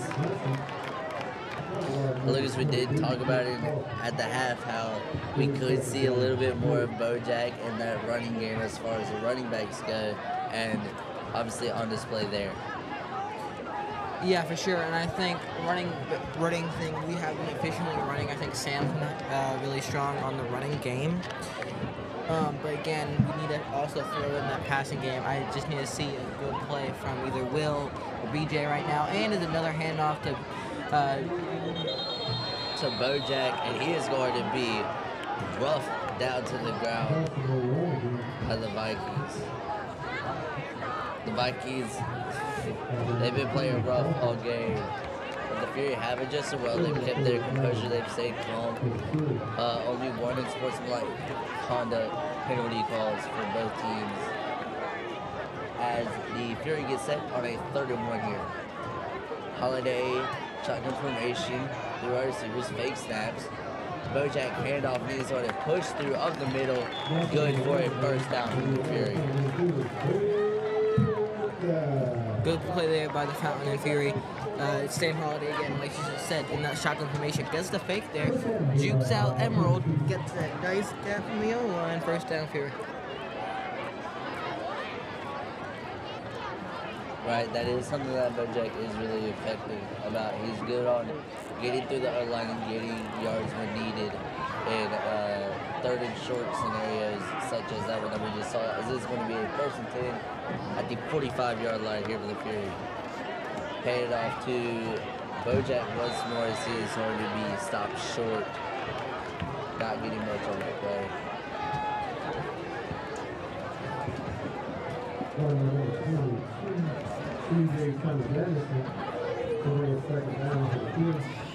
So that was number 22, C.J. Thomas Anderson, the freshman running back on the run. We saw actually play against Red being called up from JV. Good to see it a little bit of playing time tonight. Right, we saw him and Bojack kind of be a dual threat against Ren, as I believe CJ's going to get it again. CJ's going to break free. 30, 25, 20, 15, 10, 5. Touchdown, Fury! C.J. Thomas Anderson on the run. That's his first career touchdown for the Fountain and Fury, and this place is electric. Absolutely incredible run there by the freshman C.J. Thomas Anderson. The broken tackles, threading the needle through the Emerald O-line and just rushing all the way there for a touchdown. I don't know, this is actually me to he's a freshman champ right there, because, oh, that was good. And we're going for 2 again. The flip, he does not. No, he does not get it. But nonetheless, the Fury are up 17-8. What a run by C.J. Thomas Anderson, Lucas. Absolutely electric player. It's one of those plays where you can't really commentate because you're so focused on the electrifying play there. It's like you're just in shock. Right, I mean, you know, we were talking about literally the play before, the dual threat of C.J. Thomas Anderson and Bojack Johnson. And then we saw Bojack, who, you know, powered through, got the yards, got the Fury their first downs, and C.J. Thomas Anderson caps off the drive with an absolutely gorgeous, beautiful, excellent, I mean, all the words on the run.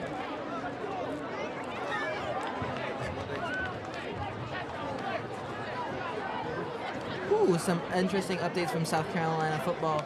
St. Joe's is currently beating Palmetto 28-7, which is actually against my pick. I took Palmetto for that game, I believe. I would like it to be known that I picked St. Joe's, therefore I am correct at the moment. As here we go, crew all getting set to boot this one away. The student section, the 4-4, very electric here after the C.J. Thomas Anderson run. Paul with an absolute beautiful kick. Unreturnable for the Vikings. Oh, I believe tension's running high there on the kicking team. We saw a little bit of a scuffle there between an Emerald player and a Fountain and Fury player. But nonetheless, the Vikings will take the field for the first time in the second half. Now, Lucas, do you think we're going to see Key Holloway come in, or do you think they're going to be rocking with Bo Height at the quarterback like they have? I think they are finding efficiency with number 4 Boo Height, and I think they're finding efficiency on the run game. I don't think you switch that. As Key Holloway is going to be in on the quarterback keeper, goes to the inside. And of course, I'm wrong. It appears they kind of went with Bo in the first half, but I think they're going to take more of an approach to Holloway. Yeah, Holloway, as we've seen, he did play running back at one point. He plays quarterback. I mean, kind of like a multi-positional player here for the Vikings offense. As Callaway will remain in the backfield. Running back 3 wide receivers. Callaway on the quarterback keeper. And he's going to break free. He's going to go. Callaway running, but he is hawked down at the 41. Nearly a detrimental play for the Fury, but able to stop them there.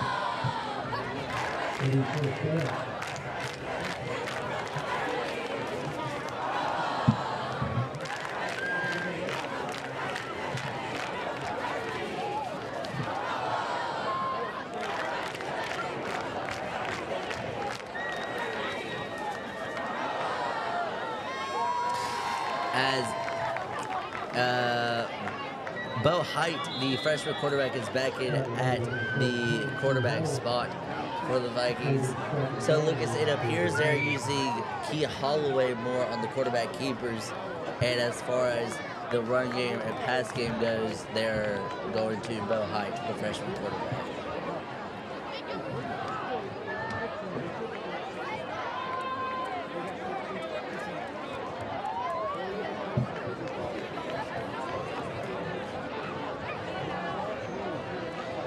Here we go, Bo Height in the backfield, 1 running back, 3 wide receivers. Height with the snap, hand off, no, quarterback keeper on Bo. Bo is going to go out to about the 20-yard line. A solid run there by the freshman quarterback for the Vikings, Bo Height.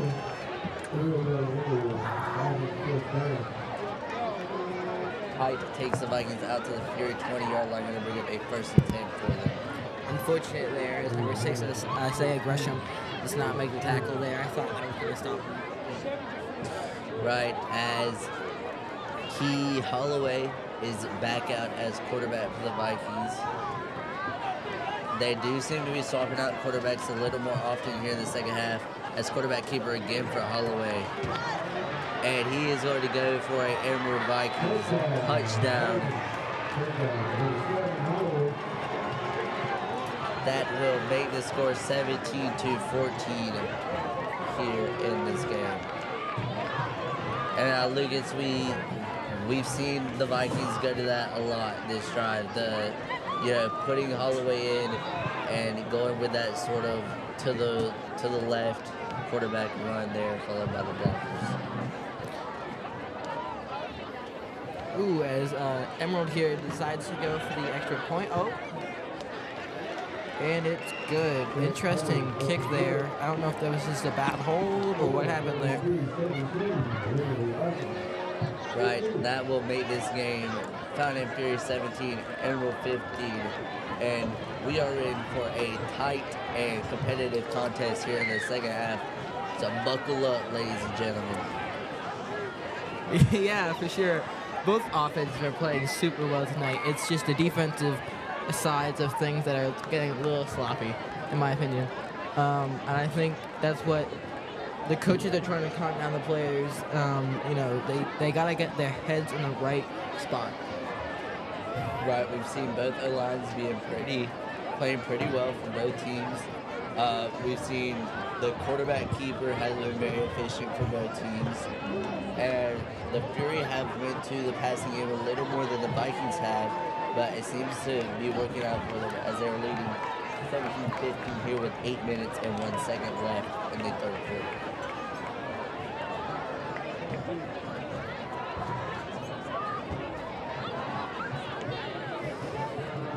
as number 14, Warner Wright, is getting ready to kick this one off to the Fury. The kick is deep out to about the 4-yard line. It will be returning. He will not get much of anything. Number 17, Crew Hall on the return.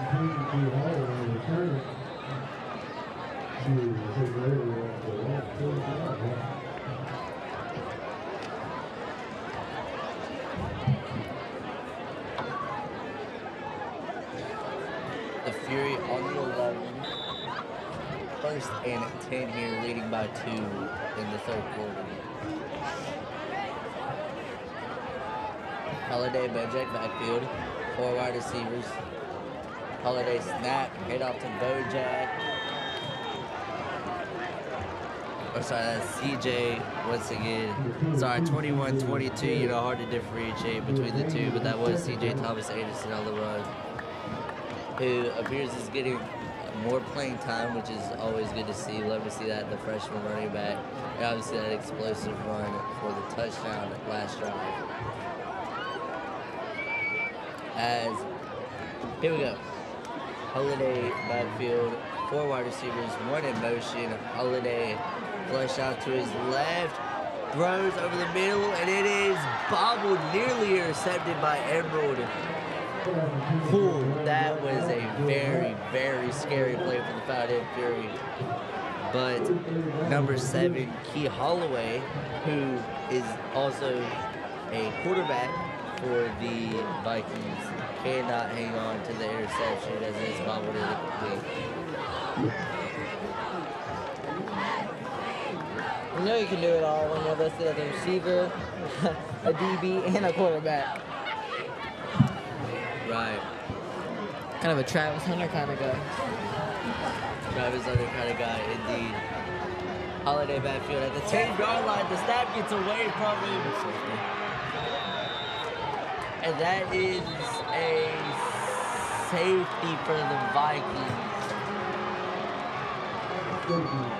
That is just unfortunate, as that safety is going up to allow the Vikings to tie this game at 17-17. Just really, really unfortunate for the Fury. The low snap, it got away from Holiday. I mean, he tried his best, but there's nothing you can do when the ball is in the end zone and you got 5 defensive linemen rushing towards you. So unfortunate, as that will allow Emerald to tie, and I believe they will get the ball off of a Fury punt.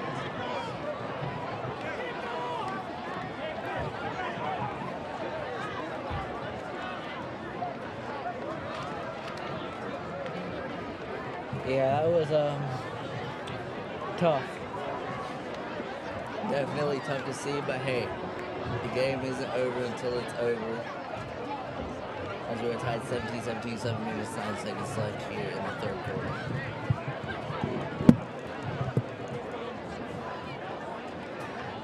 But I will say, while it was unfortunate for the Fury, that was great defense.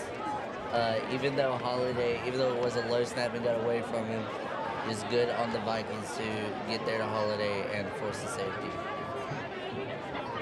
As it will not be a punt, but it will be a kick from the Fury 20-yard line for them. Tell me if I'm wrong here, Cameron, but I believe that was the first safety of Fountain's season. I believe that was the first safety of Fountain's season. We have had some safeties as points for, but that was the first safety against us, as it is a beautiful kick by Crew Hall. That one booted at the 20 and all the way to the end zone. And Crew Hall has been playing very, very well here, as that is going to be a touchback, and the Vikings will be put at their own 20-yard line off of the Crew Hall kick. Wish some Fountain players could have got down there in time, but the 20-yard line is better than the 40. Most definitely. As the Vikings offense gets set to take the field after the safety.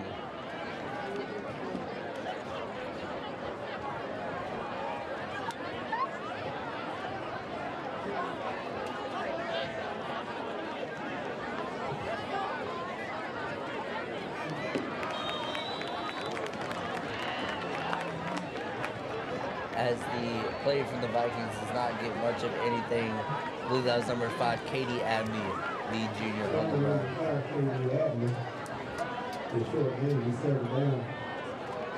And I think correct, he does not get anything. That is a TFL as a loss of 1, 2nd and 11 for the Vikings. Bo Height, the freshman quarterback, still on the field, and the Fury, they get a jump. Just unfortunate there, as the Emerald forced to jump and the false start.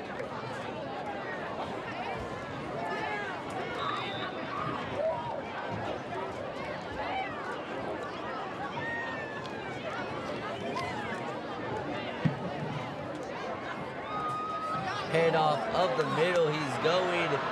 That is number 5, Katie Abney again. Man, the Vikings starting to get some momentum and their run game being very efficient for them in the second half. Almost just as efficient as it was in the first half.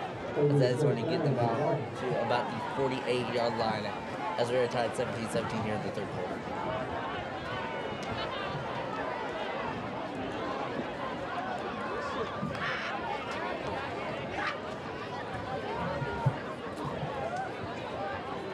Bill Height, the freshman quarterback, still on the field. 3 wide receivers, 1 running back. Katie Abney, the running back, still back there. Height, handoff to Abney. Abney tries to go up the middle. He trucks through. And even though stuffed, Abney still gets a good amount of yards there on the play. Yeah, it's the Fountain actually really needed that there. I thought he was going to get a couple more yards there, but good tackle by the DBs there, good in that gap. Right, a gain of 4 by Katie Abney brings up a 2nd and 6 now for the Vikings in Fury territory. And they're running 3-man receiver, I believe. You can definitely tell. I feel like they're going to, actually going to pass. It is going to, and Bo Height is going to be sacked there by the Fury defense. Keeson Garrett on the sack.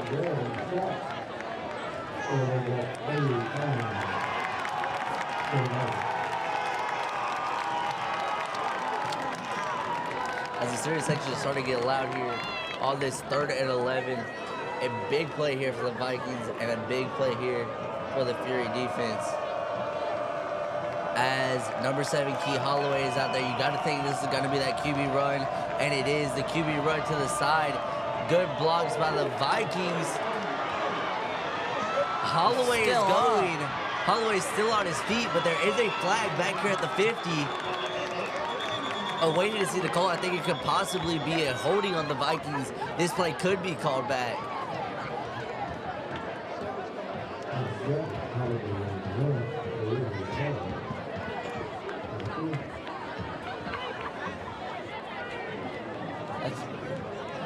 I believe discussion between the refs trying to figure out what this penalty is. If this is on the Vikings, it could be massive. It is going to be holding on the Vikings, and that play is going to be called back. Very lucky there by the Fury, or that would have been bad. Right, that could have been very bad there for the Fury. But that is going to move the Vikings back to a 3rd and 16. Wow, really lucky there for the Fury getting the penalty, as it looks like they're not going to go with the same QB run as Bo Height is back in the field. 4 wide receivers, 1 running back. Gotta think this is going to be a pass. Here we go. Interested to see what Height's going to do here. Height with the snap, fake, play action, short pass, incomplete. Is that a fumble? No, I believe it is incomplete, as they're going to rule that the receiver did not have possession before the ball dropped. But nonetheless, it is an incompletion, forces a 4th and 11, and forces the Vikings punt team to come back out onto the field. This is why we need some high school review league, man.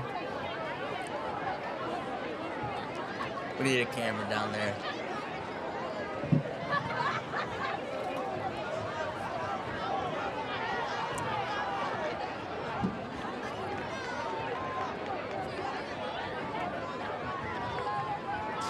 As the punt is up and away, it is high.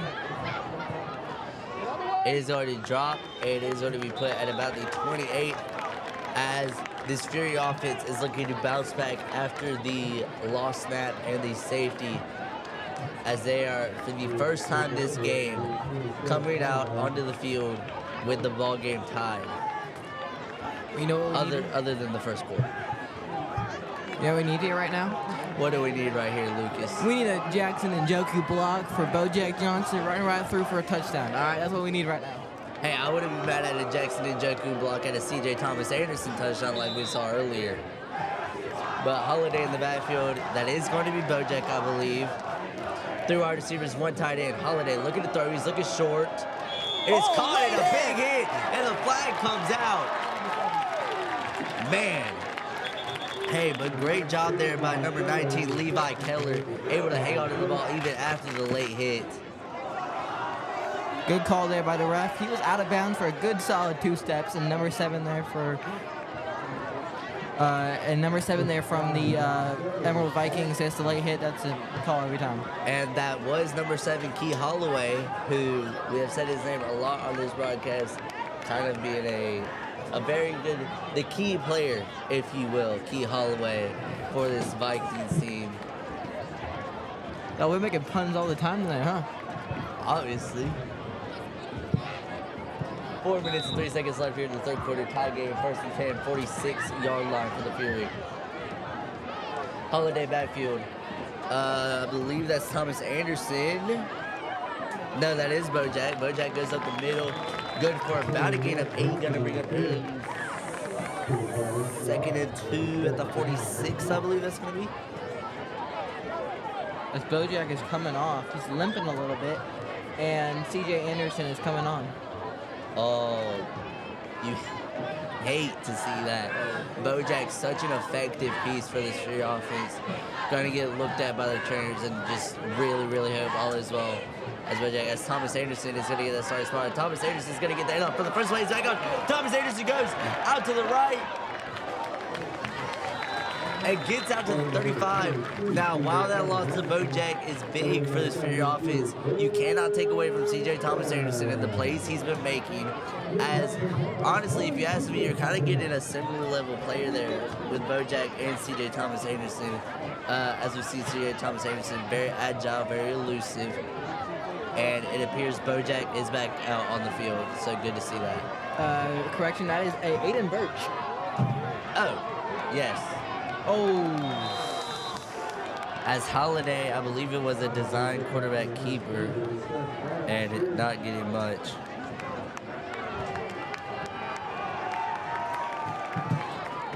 Yes, Aiden Burton, the running back out under the field. So now it appears it's going to be Aiden Burton and C.J. Thomas Anderson. Bear with us on these numbers because they're all 20s, so we're going to try and differentiate the best we can. But Holiday on the throw. It is nearly intercepted, but dropped. Pass intended for number 23, Ben Rui, the sophomore wide receiver. Some dangerous situations here for the Fury in terms of Sam's passing tonight. Yes. It's definitely a 3rd and 10 scenario now for the Fury. 3 wide receivers, 1 running back, Holiday. 4 wide receivers, 1 running back, and Holiday back there. Is that Thomas Anderson back there? I believe it is. C.J. Thomas Anderson, Holiday backfield. Holiday drop back, looking to throw, getting pressured. Holiday flush out to his left, forced to run. And he is not going to get that first down that they needed. But he is going to be around his 30. So what do you do here now? Do you go out? Do you try this field goal from Drew Hall? Honestly, I think you go out and just try this field goal from Drew Hall. I mean, we've seen he nailed a 46-yarder, but it appears that the Fury offense is going to remain on the field. I mean, 4th and 5 scenario on the Emerald 30. Interesting to see what the play call is going to be here. 4 wide receivers, 1 running back. C.J. Thomas Anderson, it appears that running back in the backfield. I don't think they're actually going to play this. I think they're going to try to jump. Oh, never mind. Take it back. Holiday, look at the throw. Pass is low and incomplete. And that is going to be a turnover on downs for the Fury with 1 minute and 38 seconds left here in the third quarter. Tie ball game, Emerald ball.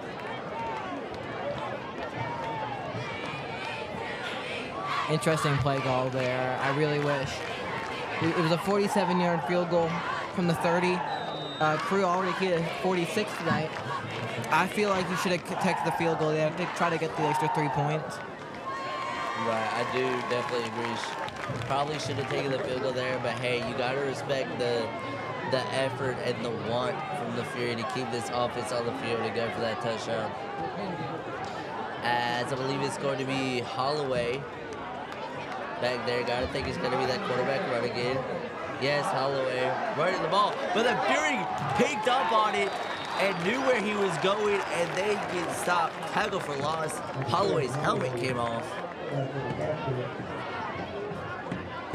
Some good sportsmanship being shown by the Fury there. Right, most definitely. Braden Burton on the TFL. You know, Lucas, the Fury have seen that before. I think they finally picked up that when they see Key Holloway out on the field, they know it's going to be that design quarterback run to the sides. But it's great to see them pick up on there as it is a loss of 9. Brings up a 2nd and 19 as Bo Height is back on the field. Bo Height, one running back, 3 wide receivers. Height, handoff. Middle fumble. Dog pile. And that's recovered by the Fury defense. It is a Fury football. Woo! That is exactly what the Fountain Fury needed here. Who was that? Was that one of the Lundys? Was it EJ? 18. That was number 16. 16. EJ Lundy. The defensive back on the fumble recovery. That is exactly what the Fury needed. That is huge. Putting the Fury in better field position than they were last offensive drive. Now on the 27. Holiday backfield, 4 wide receivers, 1 running back. Holiday snap, shotgun. Quarterback keeper. Holiday cuts up the middle. Prince a pretty solid run. And Holiday fights through for the first down. Holiday never giving up on that play there. You gotta love the heart of Sam Holiday. He never went down to that play. He always fought through for the extra yards. It's just something you love to see. Holiday back on this field is going to be CJ Thomas Anderson in the backfield with them, 4 wide receivers. Holiday snap. Keeper. Holiday pressure, just throw it away. Sam on the run. From a play that I thought was going to go nowhere and thought Sam was going to throw it away, picks up the first down and extra. Me too. I 100% thought that was a sack as soon as I saw the pressure. But great awareness, play rec, and elusiveness by Holiday to get out of that situation and bring up a 1st and goal on the 6-yard line for the Fury. And that's something I like a lot about Sam Holiday. He has a lot of great field awareness and a lot of great field sense of where everyone is. That was just a perfect play by Fury. Right, and we've seen that a lot this game, his ability to pick up on the plays in the reads. As Holiday's in the back with 3 wide receivers. Head off to Thomas Anderson. Thomas Anderson got his touchdown, Fury! CJ Thomas Anderson. His 2nd rushing touchdown. The flag is thrown on the play. Hold on.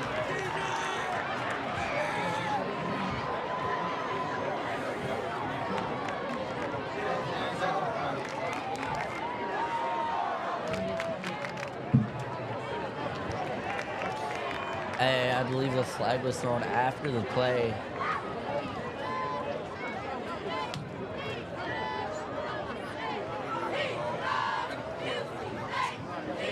What did it call?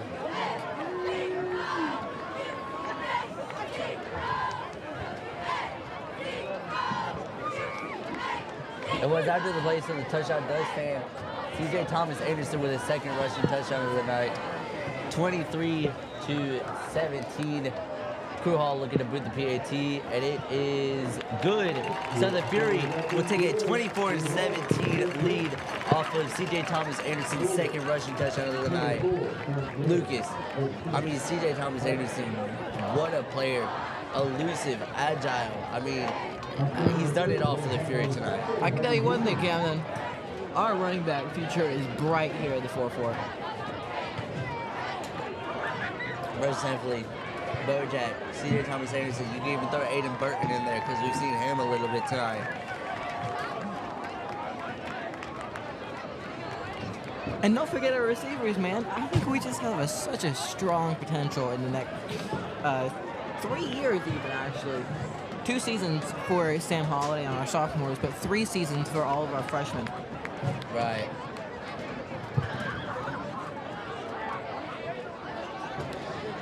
And don't forget the playoffs. We can shock the world. Most definitely. And you gotta think, as time goes on, these players, these sophomores and freshmen are going to develop. They're going to become even better. So, as Lucas said, the future is right here at Fountain Inn. While we are losing the seniors, the sophomores and freshmen, I think, and even the juniors next year will be seniors, are going to do quite well for themselves. As Crew Hall will kick this away after the C.J. Thomas Anderson touchdown that puts the Fury up 24-17. Hall with the kick, a boot and a half. Caught and returned at the 10-yard line. And that is Key Holloway on the return. And it appears he is going to go all the way for a kick return touchdown. Man, as much as I hate to say it, an absolute, a crazy return there by the Vikings. Key Holloway has done it all for Edmond here tonight. And you gotta think that is not what head coach Brett Nichols and his Fountain Fury team wanted. You know, you wanted your offensive guys to get a little rest after the touchdown drive, but they are going to go right back onto that field. As this will be the final play of the third quarter, I don't know what to even say, Camden. That was like the worst thing that could ever happen. As the extra point for the Emerald Vikings is good. As the third quarter comes to an end, and today is senior night, so we would like to thank our Envision seniors, Emily, Samaya, Trinity, and Ginny all out there tonight, but also some other Envision seniors like Cassidy Hawkins, Hayden Morgan, Ben are all seniors. They unfortunately aren't with us tonight, and they're actually enjoying the game out there in the student section, but it's going to be a great time for them. Hopefully they do everything good.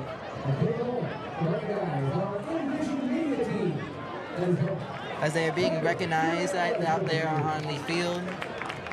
Seniors, line 2, Bailey Morgan, Jenny Green, and Brittany Porter are all here tonight representing all the seniors who have worked for Envision. I'm so glad me and Camden get to be out here for another 2 years. Well, I get another 2 years, Camden, you get another 1. But even tonight, it kind of hurts for us as a program because these seniors are who taught me all this stuff, you know? Right, you know, the seniors, yeah, just so many good times and good memories shared between them. It's going to be sad to see them go, but hopefully they can move on to bigger and better things. But just great to see them recognized here tonight. And congratulations once again to our graduating class of 2025.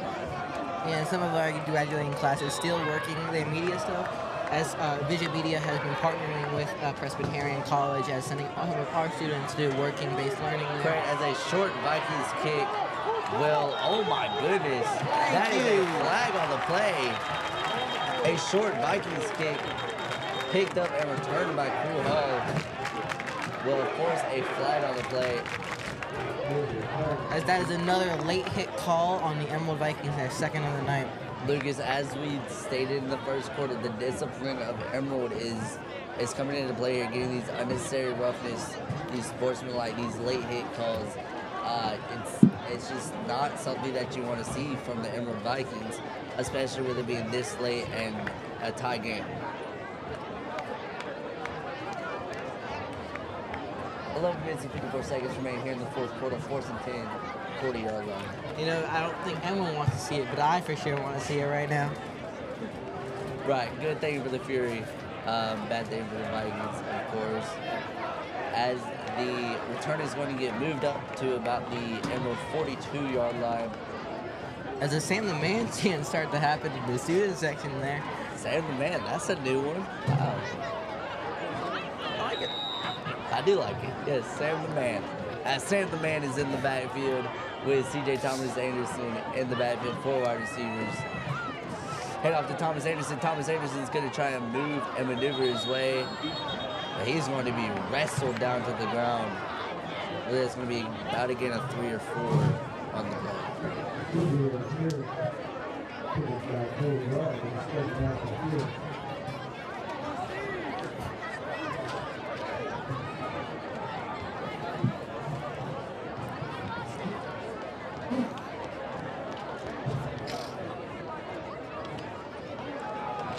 Sam the Man and C.J. Thomas Anderson in the backfield, 4 wide receivers.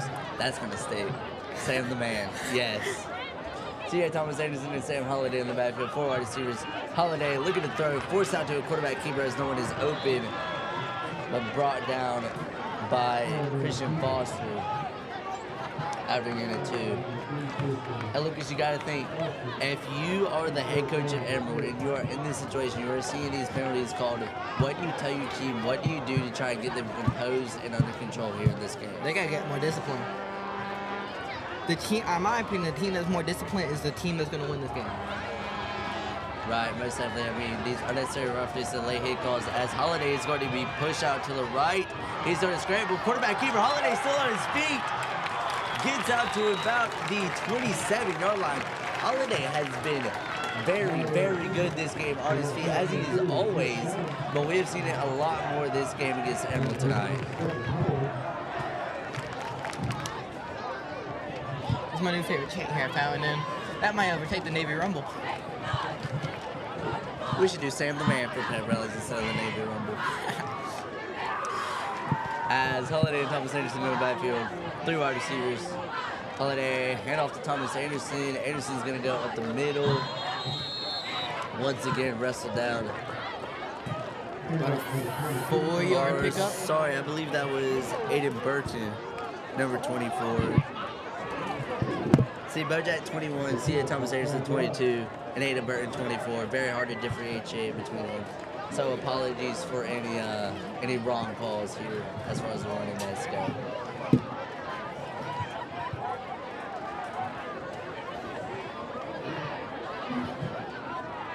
Sam the Man in the backfield, Aiden Burton to his side, 3 wide receivers. Not too many on the line. As Aiden Burton is going to go up the middle, still on his feet, moving, gets out to about the 3-yard line. Great run by Aiden Burton there. Number 24, running back, reminded me of Marshawn Lynch.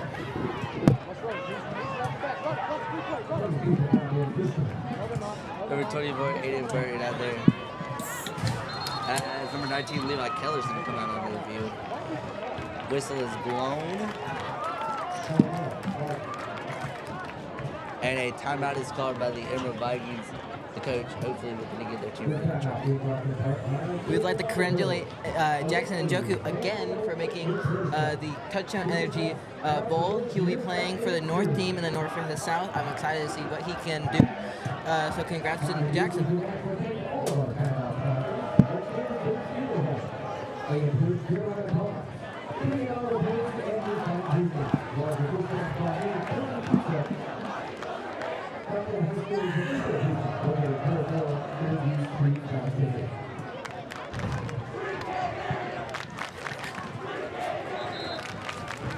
As the student section is starting to get hyped, as the "We Can't Hear You" chants towards Emerald are starting. The Fury at the 6-yard line. Holiday quick under center. They're going to try to push this in with Holiday, and he is not going to get there. I believe stopped at just the 1-yard line. An interesting but kind of smart play call there by the Fury. Trying to push it in with Holiday, but just cannot get there to the end zone. Picks up about a yard there, going 2-yard line. Hopefully our O-line can get a block here. Right, 2nd and goal on the 2-yard line. As Lucas stated, high snap. Holiday's going to try and rush it in. And he does not get there, I believe. Going to be just at the 1-yard line. Brings up a 3rd and goal here for this Fury team. Honestly, Lucas, if you're the Fury, I would just say you try and punch this in with Sam Holiday and call it a day. Bring back the Philadelphia tush push, the Fury style. Yeah, bring out the tush push. That's great. Yes. But we will see what the play call is here. Holiday backfield shotgun. Running back flips. Head off to Aiden Burton. Burton is gonna push through, fighting. And did he get there? No, I do not think he did, as it brings up a 4th and goal for the Fury with just under 8 minutes left. If you're the Fury, do you go for it? 20 yards. I think you go for it. I mean, because think, even if you don't get it, you are still putting the Vikings very deep in their own territory at the 1-yard line. So, I mean, I don't see why you wouldn't go for it, honestly. As it appears that is what they're going to do, as Holiday and this offense will stay back on the field. We need a good block here by the O-line. Right. 4 wide receivers, 1 running back. This O-line, Jackson and Joku, looking to do his thing. Holiday, quarterback keeper, goes up the middle, and it is No. Never mind, they take it back. The refs are saying he did not get it, and it is going to be Emerald ball. To me, it looked like it was them. Other reason we really review here for plays. Yeah, can we throw the challenge flag out on that? I don't agree with that call, Lucas, if I'm being honest. I don't agree with that. All right. But okay. We need it is what it is. We need a T-Son Garrett safety here. Yeah. But it is very possible, as Lucas stated, for his safety. They aren't going to go to the QB run, as it appears Bell Height is going to stay out onto this field. 1-yard line for Emerald. This D-line playing very close, this defense, as it is going to be I believe it was a direct snap to the running back there, as he is not going to get much of anything, and brings up a 2nd and down. Oh, sorry, it was Bell Height on the quarterback kick, the freshman quarterback. It does not get anything. 2nd and 8 at the 2-yard line now for the Vikings. Very deep in their own territory. Height snapping this ball in his own end zone. Height on the quarterback keeper out the middle. Does not get the first down though. Good defense there by the Fury, able to grab Height's foot and not allow him to go anywhere on that play. Brings up a 3rd down for Emerald as they are deep in their own territory. 3rd and 2 on the 8-yard line, arguably the biggest play.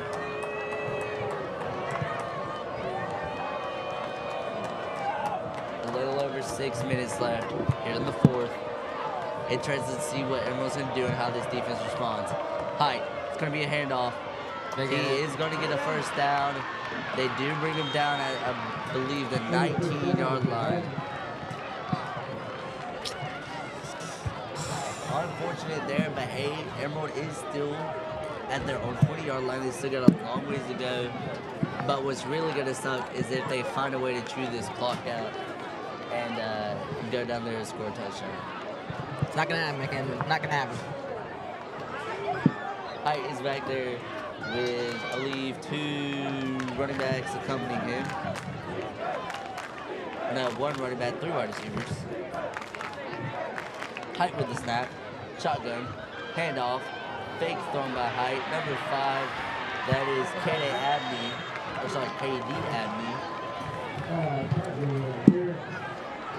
As Abney gets there for a first down. And Abney is signaling to his sideline as he is going to come off the field. You know what we need right now, Cameron? What? A T-Son Garrett, Corbin Giles combined sack. Or A Colby Floyd interception. A strip sack. Corbin Giles right here, calling it. Or Zebby. Watch it. Bill Height on the snap. Oh, nearly got him. But hey, that's still a TFL. I would take a TFL, you know? Hey, we take what we can get around here. Not 100% accurate from Camden, but pretty close.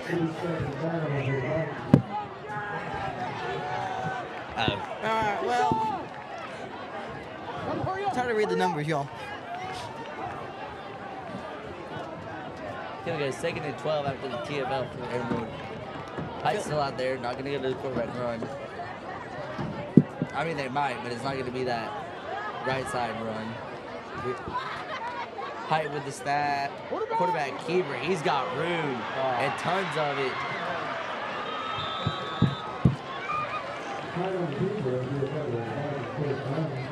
We need Sam out there playing emergency DB like he does in these situations. Kobe Floyd out there for the tackle, having himself a pretty good day when it comes to tackle and his defensive plays, but I mean, tie game, 24-24, 4 minutes, 10 seconds left in the fourth. It is a very tight game, and it's honestly anyone's game at this point. And they do go to Key Holloway on the quarterback keeper. Holloway's going to push through for, I believe, they gain a 5. I think it's going to be. Yes, 2nd and 5:46, tackled by number 50, Noah Farrell on that play.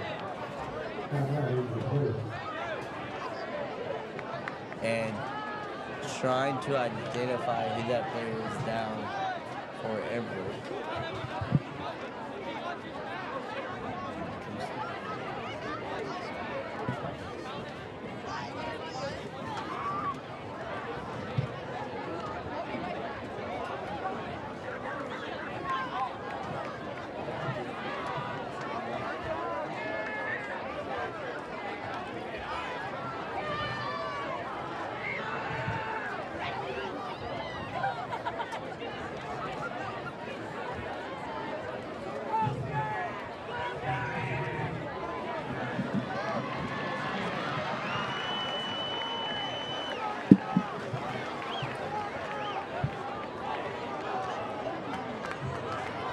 That is 2nd and 5 on R46. Fury looking to get a good stop here. As Bell Height is out there as the quarterback, 2nd and 5 and 46, as they just said. Student section getting loud on the 2nd and 5. A fake touch pass. Christian Dean on the run. As he does not get the first down, going to bring him a 3rd down now for the Vikings.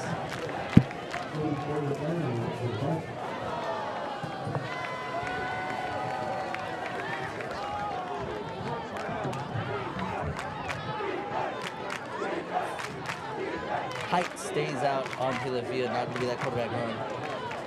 3 wide receivers, 1 running back. I believe that's an extra blocker on the field, 2. Gonna get it.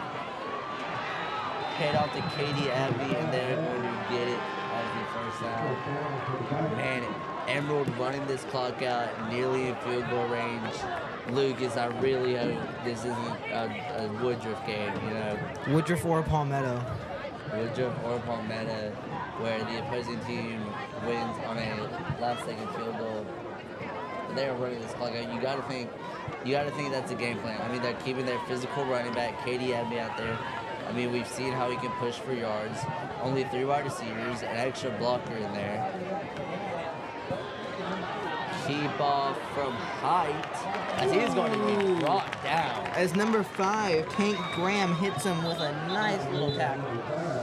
Number 5 is senior Tate Graham, but a player is down the field. Who is that?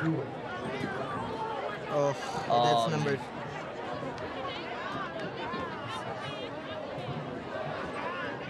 I believe that is Braden Berkman down there on the field for the Fury. Just hope he's okay. That would not be how you would like to end your senior night. Right, getting injured, especially at such a crucial time in the game like this. In these just under 3 minutes left, high game situations, just not something you like to see at all. Just praying and hoping that he's okay. Yeah, as not Hurricanes, the Vikings are at the 39-yard line. They are currently not in field goal range, so hopefully the Fury can get a couple more stops here. Stop in field goal range, get that punt team out, run that stuff out, get a Sam Holiday touchdown, and he is getting up.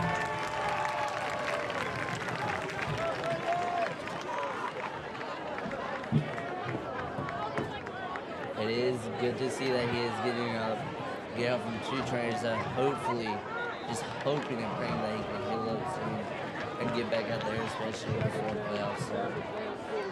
If we make the playoffs. I believe, Kevin. I believe.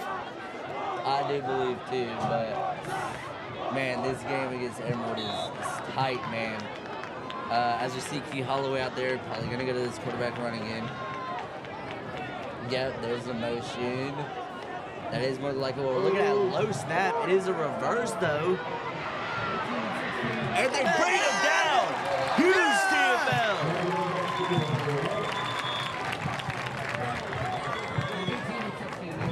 And that is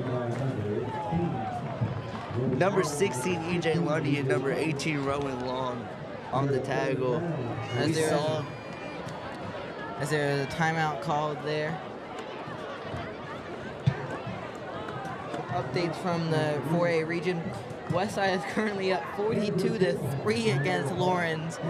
Woo, that is a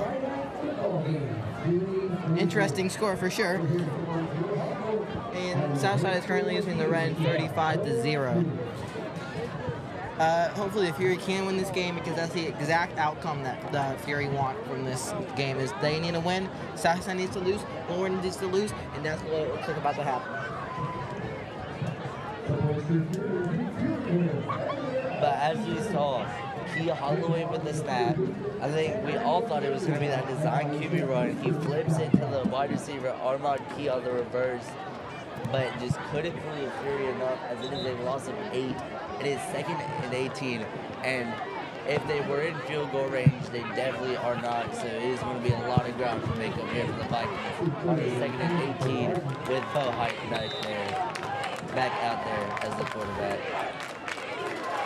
The 4-4 getting allowed on the 2nd and 18. Height looking deep. Height throwing in double coverage. It is nearly intercepted, but the play will be incomplete. Brings up a 3rd and 18 on the 47-yard line. Number 10, Makai Washington. And then it's 4th down. The punt team is coming out. That is 4th down. That is, hey, even though it wasn't intercepted, that is still huge for this Fury. Wait, is the punt team coming out? Are they keeping the offense on? What are they doing here? No, it's the punt team. Oh, sorry, I didn't see the back. Yeah, my bad. Yeah. Because Bo Height, the quarterback, is also their punter, believe it or not. Their quarterbacks can play a lot of position here. Yeah, their quarterbacks are just everywhere on the field. As Height will punt it away, it is decently kicked. Oh, just thrown down to the ground for that. But ladies and gentlemen, here we go. The Fury with 2 timeouts, 1 minute and 50 seconds left on the game. Tied 24-24. 1st and 10 on the 12. This could very well be the game-winning drive that we are looking at here. This is by far the biggest drive of the game for both of these teams. If Alden loses this, as we've heard from Lucas, and what was it, Lawrence and Southside are losing, that is the exact scenario that the Fury needs if they win this. But let's see what's going to happen. Holiday, flush out to his right. Holiday, look at the throw. He just has to throw it away. Not much you can do from that. This is going to be 2nd and 10, and you got to think if they are going to go to C.J. Thomas Anderson, the running back, possibly Aiden Burton, I mean, we've seen how elusive Thomas Anderson has been this game. We've seen he has that stamina, he has that endurance to go wrong like this. But the question is, what are the Fury going to do in this situation? I think you go to the running back here. I think you play the second down, go to the running back, see how many yards you can pick up. If it's first down, amazing. If it's not, go to a passing throw. I don't know. I definitely think so, but you gotta think they're trying to do good clock management. As that is gonna be good clock management, the completion, and they go out on the sideline. It was he not out of bounds, clock's still going. 23 Ben Rui on the completion, clock is still going. I don't think they caught it out of bounds. I guess he got tackled and fully sent out. 33 on the 19-yard line for the Fury. Holiday snap back, looking to throw over the middle, nearly picked off. But man, That was not the play there. You should have ran that ball there, in my opinion. Especially how efficient we've been on the run game. What? I want to know the design that's behind that play call. Because obviously you don't go for it here. the Fury use a timeout. 4th and 3. Lucas, I do think there is a world where they do go for it though. It's 3 yards on your own 19. It's a minute Okay. 11 left. But What are you gonna do? But I think there's a world that they go for it. Because think about it. If they don't get this, there's a very solid chance. I mean, we know Crew has a boot. We know he can punch it far. But there is a very good chance that Emerald maybe ends up on the Fury 30. And then they could get down there, I think. In a minute and 11 seconds, they still have 2 timeouts compared to the Fury's. Oh, and we're keeping the offense on the field. Yeah, see, I told you, Lucas. I know what I'm talking about. Here we go. Biggest play of the game by far.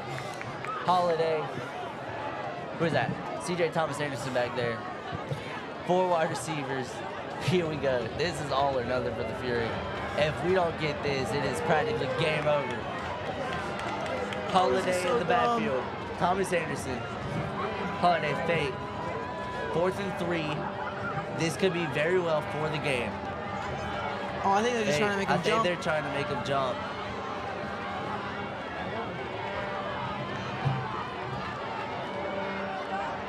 Oh, I believe that is the game plan here. they're not gonna jump. They're not going to jump. They're not gonna jump and delay a game.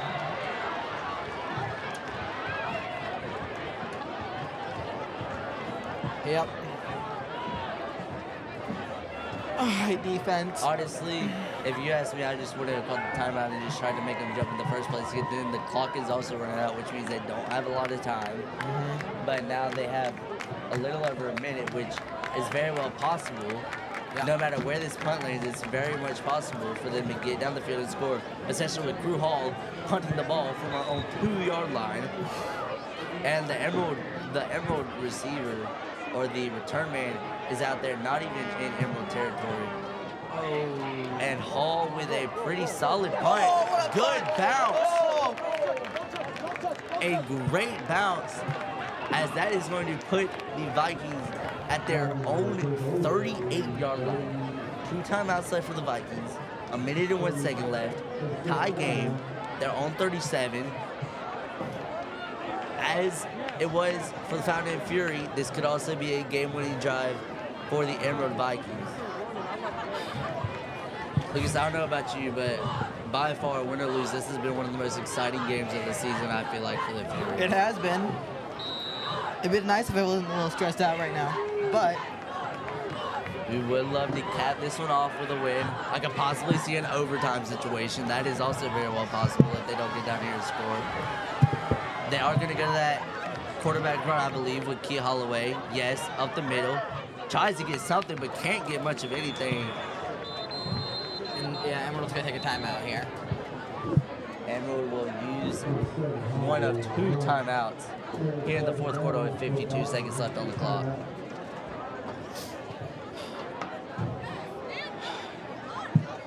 See, with their 2 timeouts here, they have actually a lot of time to go down that field. Not what the Fury want. What we needed them to do is, hopefully, if they go for that QB run again, which I don't think they will, I think you have to pass here. We need to have Jordan Clay Thompson in the rest of our Fury corners to lock up these guys. We need Colby to put tight pressure. And if they're gonna pass, I feel like having that kind of dog defense where you have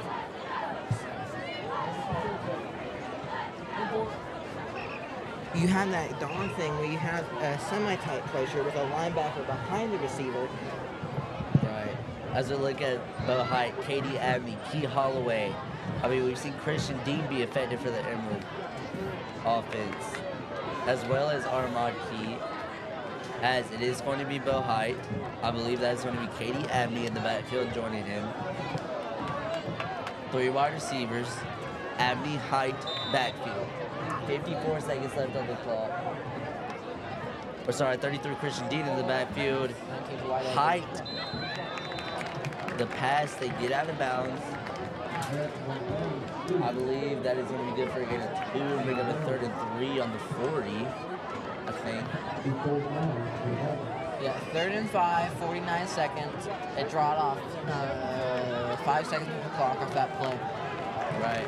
A big 3rd down, but you got to think, even if they don't get this, Emerald's more than likely going to go for it on 4th down. I mean, that's kind of what you have to do. It's sort of desperation time here for both of these teams just to get down there in field goal range. They go to the run, and he will not get it. A massive stop. Emerald went to that Key Holloway quarterback run as number 3 Colby Flood on the tackle, having himself an absolute day here against Emerald. Yeah, Colby Flood is an absolute unit on the defensive side of things, and that's exactly the play we needed. Have Emerald used their last timeout? We have a timeout here. They're probably going to go for it on 4th and 6. We just use our timeout. We use our timeout? We just use our timeout. Oh, my bad, y'all. So the Fury are left with 0 timeouts compared to Emerald's 1. 44 seconds left. But you got to think, this could be smart from Coach Nichols, you know, keeping his players calm, keeping their composure good, and this game-winning or game-losing drive. The D-line on this play needs to say so still, it's not even funny. Man, and Zevi Gonzalez sack would be oh so sweet here. The senior on senior night, a captain for this game. That is going to be, is that Bo or Holloway? I think that's Bo. Bo Height, the freshman quarterback. Oh no, it is an Emerald punt. Oh wow, I'm shocked. I'm surprised that the punting came out, but it will be Bo Height punting it away. A little bit of a high snap, a decent punt. And it's going to be spotted right around the 26-yard line.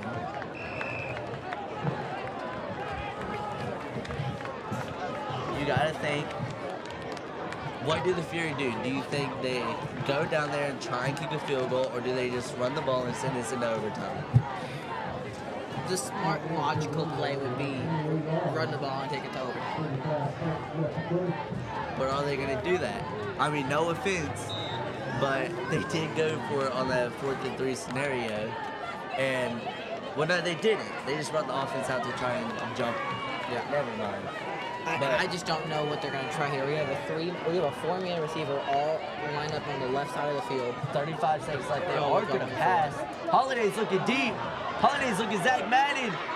And it is caught. Did he get the feed in? No. They're calling it incomplete. Oh, man. All right. 27 seconds left on the clock. You think the Fury are going to do that again? No. I honestly think they should run the ball. No offense, but it would be dumb to try and go for that again. I think they just run this ball out. I mean, while Emerald has 1 timeout left, we can very well run the ball and then just run this play. Just think, 2nd and 10, they run the ball here. Emerald uses their timeout. We run the ball on 3rd down. And then that will bring us to the end of what do you call it? Regular time? Something like that. But they are going Sam, deep. Sam, what are you doing, Just Sam? throw it away, Sam. It's all right. I think the sack works. Oh no, they're gonna stop. Okay. Run the ball. This is our last time out. Run the ball. You have 18 seconds. Go to overtime. I think that goes CJ here, run the ball, send it to overtime. I mean, who knows? They could pass because, I mean, I don't know why they will, but they seem to be going big with the pass plays this drive. My opinion, to run the ball. If your O-line can block for you, that'd be great, you know? At the student section, trying to get the cheerleaders to do the Navy Rumble one more time. But as we've said, if you are Fountain Inn, you have to run this ball and just send it over. That is the logical thing to do. That is the right thing to do.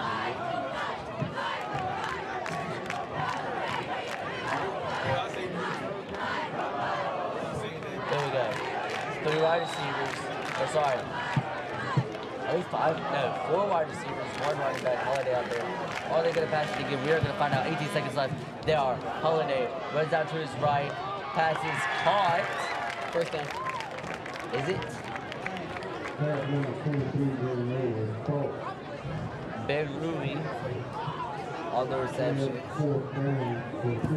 It's going to be a 4th down. 14 seconds. I mean, I think they will be fine with punting this. They should not go for it at all. They should not go for it. Should not go for it. But I think they'll be fine with punting it. Crew Hall has a boot. I don't think they can get there in field goal range in time. But, I mean, 14 seconds left. They have no timeouts left. They used it. I don't know when, but they used it. Crew Hall on the punt. This has to be good. This has to be deep. And the snap is bounced. It is a pretty solid. And BJ picks it up. And a pretty solid roll. I was super worried there. Yeah, me too with that bounce of the snap. And we're at the 35-yard line with 6 seconds left. If I was Emerald here, I would be smart and kneel the ball. If I'm Emerald, I'm throwing a Hail Mary and chucking it. If I'm being honest, I'm throwing a Hail Mary and chucking that ball. Yeah, they're throwing a Hail Mary. It's going to be intercepted the Kobe play. I know we're supposed to be And he's going to take it back 101-yard pick 6. I'm calling it. Hey. When it happens, just know that I can tell the future. We're making a statue out of you, Ken. Does that happen? If that happens, I deserve a day for the city of Fountain Inn. 6 seconds left. Tie game, 24-24. Emerald offense will be on the field. 4 wide receivers. We see Key Holloway out there, the guy who's been a multi-positional athlete. But can the freshman quarterback, Bo Height, make something happen? Height, throwing deep. Look at Holloway in triple coverage. Intercepted! Wow! An absolutely massive interception will send this game into overtime.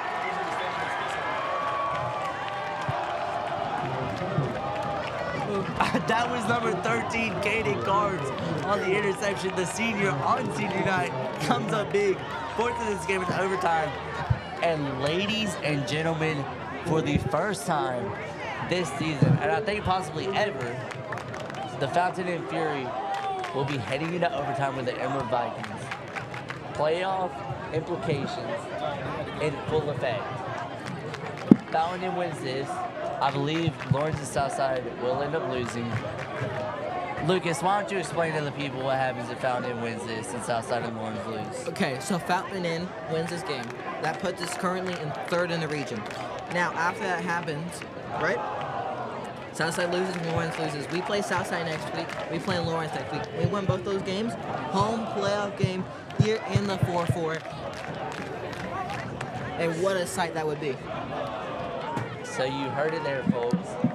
If the Fury win this game in overtime, they beat Southside next week, they beat Lawrence the week after, which is 2 very winnable games for this team. They win out, we have a home playoff game, which would be absolutely electric because we have seen the turn up and the show out for this team just as the last home game and senior night. So imagine what a playoff game would be like. Could you imagine the Fountain Inn Fury's first playoff game on the first year that we are in full school? That'd be amazing. I think every single student and every single community member needs to be in the stadium if that happens. Most definitely. As we have just under a minute and 40 seconds left until overtime begins. And one thing I do want to mention about playoffs, if we do this, we would have to play a team like Westside in the playoffs. We would have to play them till, potentially even the semifinals or even upper state. So, home playoff game is very important right now.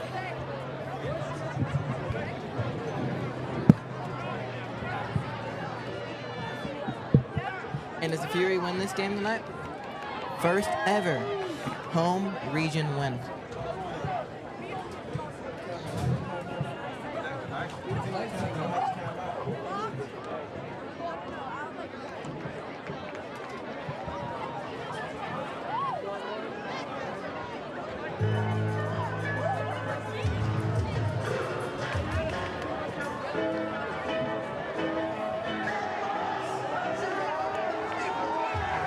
We need a Penn State whiteout. We need like the Fury version of the Penn State whiteout right now. We need the national anthem right here on USA theme night, on senior night. That's what we need. I need everyone to start singing USA. Can you see? We're born in the USA. Yes. We got a Navy Rumble going here at the break before overtime.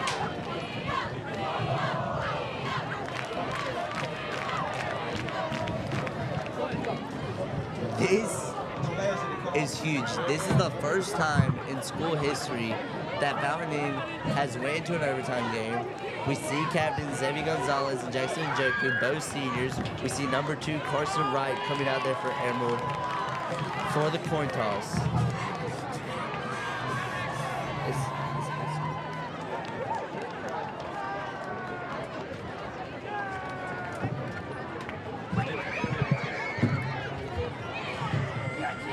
So overtime rules are just like college. Start at the 10-yard line. Each team gets a possession.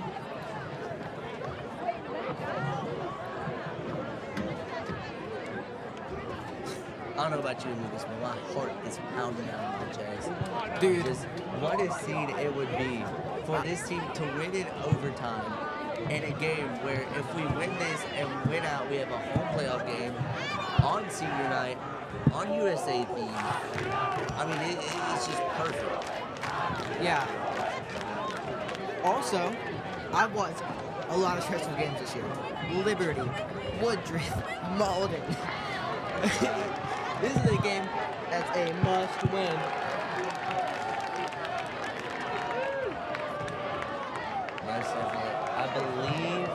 I believe Emerald has won the toss, so they will start with the ball.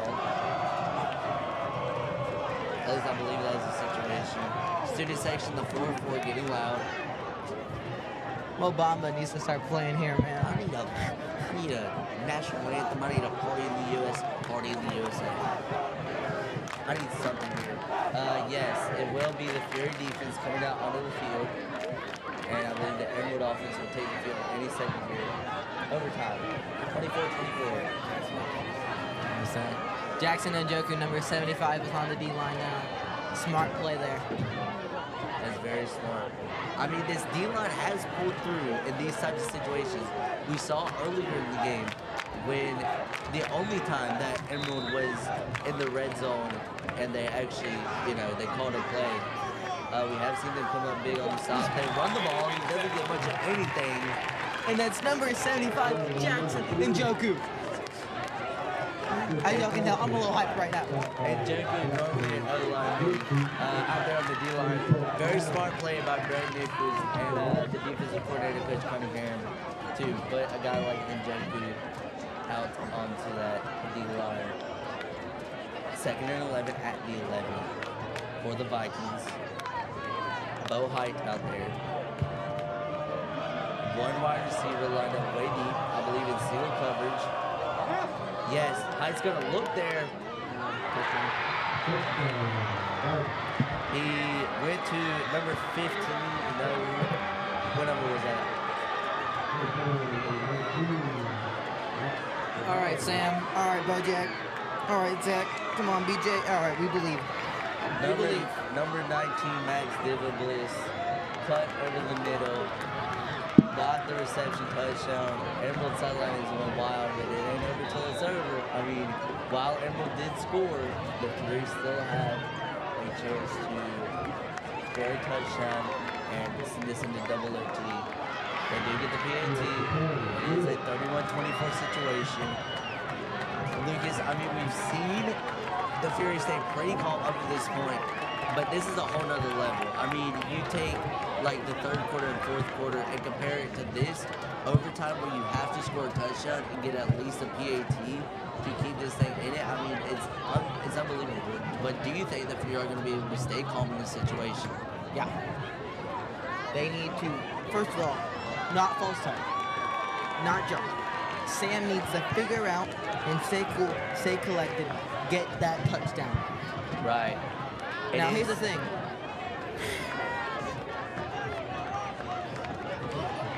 Will they go for two? I don't think so. I think you just trust Kamal. First of all, I trust you, Kamal. I'm just worried they might. It is Holiday. It is Thomas Anderson in the backfield. Three wide receivers. Holiday snap. Hit off to Thomas Anderson. Thomas Anderson's going, and he gets to about the 5-yard line. Good pickup there by Anderson. Now, ladies and gentlemen, both teams do have a timeout. They only got 4 minutes down there to score, so they have to be smart with what they do. There's no clock running, so they don't have to worry about clock management. It is solely just who can get down there and score the most. Holiday, Thomas Anderson backfield, 3 wide receivers. Holiday snap, fake. Holiday on the quarterback keeper goes up the middle. Cannot get much of anything as he is stuffed. It is a third down scenario in overtime for the Fury. Well, around the 3rd and 6, I say you pass it here. 3rd and 4 on the 4-yard line. Oh, it's 3rd and 4. You picked up 2 there. I did not know that. 31-24. Fury have to score here and get either the PAT to tie, that's in this into double OT, or get a 2-point conversion and win the game. Handoff, he is Lucas, it looked like he had an open hole up the middle. But number 99, Marquise Anderson, was there for Emerald. It is a 4th and 4 situation. Timeout by the Fury. Offensive coordinator Billy Anderson, head coach Brett Nichols, defensive coordinator Nancy Cunningham, talking to their players, trying to get them in the right mindset for the situation. 4th and 4, home playoff game on the line, as well as a region game. The Fury desperately need this region game. 0-2 in region play, I believe. This will be their first region win. At home. At home. Not only our first region win of the season, but our first region win at home ever. Man. So much on the line. 5 yards. 1 5 play. yards and a dream. 5 yards, 1 play, and a dream. Holiday, Thomas Anderson, 4 wide receivers, Zach Madden, BJ Currington. Key targets, Will Bowie out there, I believe. Holiday, shotgun. Thomas Anderson to his side. Holiday, snap, looking to throw. BJ! Touchdown! BJ Currington! He's the GOAT! Sam the man! The reception touchdown! They're going for 2. Oh no, Cruz out there, thank God. Oh my goodness. Lucas, I'm not gonna lie to you. I did not think that was gonna happen. But they get the reception touchdown. Oh no, they're staying out. No, Cruz out there. No, Cruz out there, okay. It just looked like the formation they were for the moment. Crew boots this, it's tied, it's sending it in double OT, and Crew Beautiful kick. gets it. It is good. We are headed into double OT here in the 4-4 on senior night. USA theme, the 4-4 is loud. The Vikings offense being set to take the field. I bet BJ is hyped right now. BJ must be very hyped. I would be too. You know, just coming up big. And I mean, Sam Holiday. I mean, just what a pass there. Able to scan the field. We talked about his play rate, his awareness to find these situations and find the open receivers, and he did just that right there. Obviously, Thomas Anderson not able to punch it in, but it's a Sam Holiday to BJ Kennedy touchdown.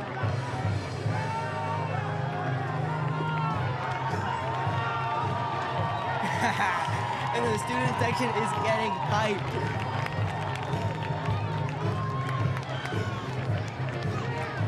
Oh man. We need some Obama right now, man. I said it like 3 times in the last 10 minutes. But like, This is insane. Never in my life did I think this game would go to double OT.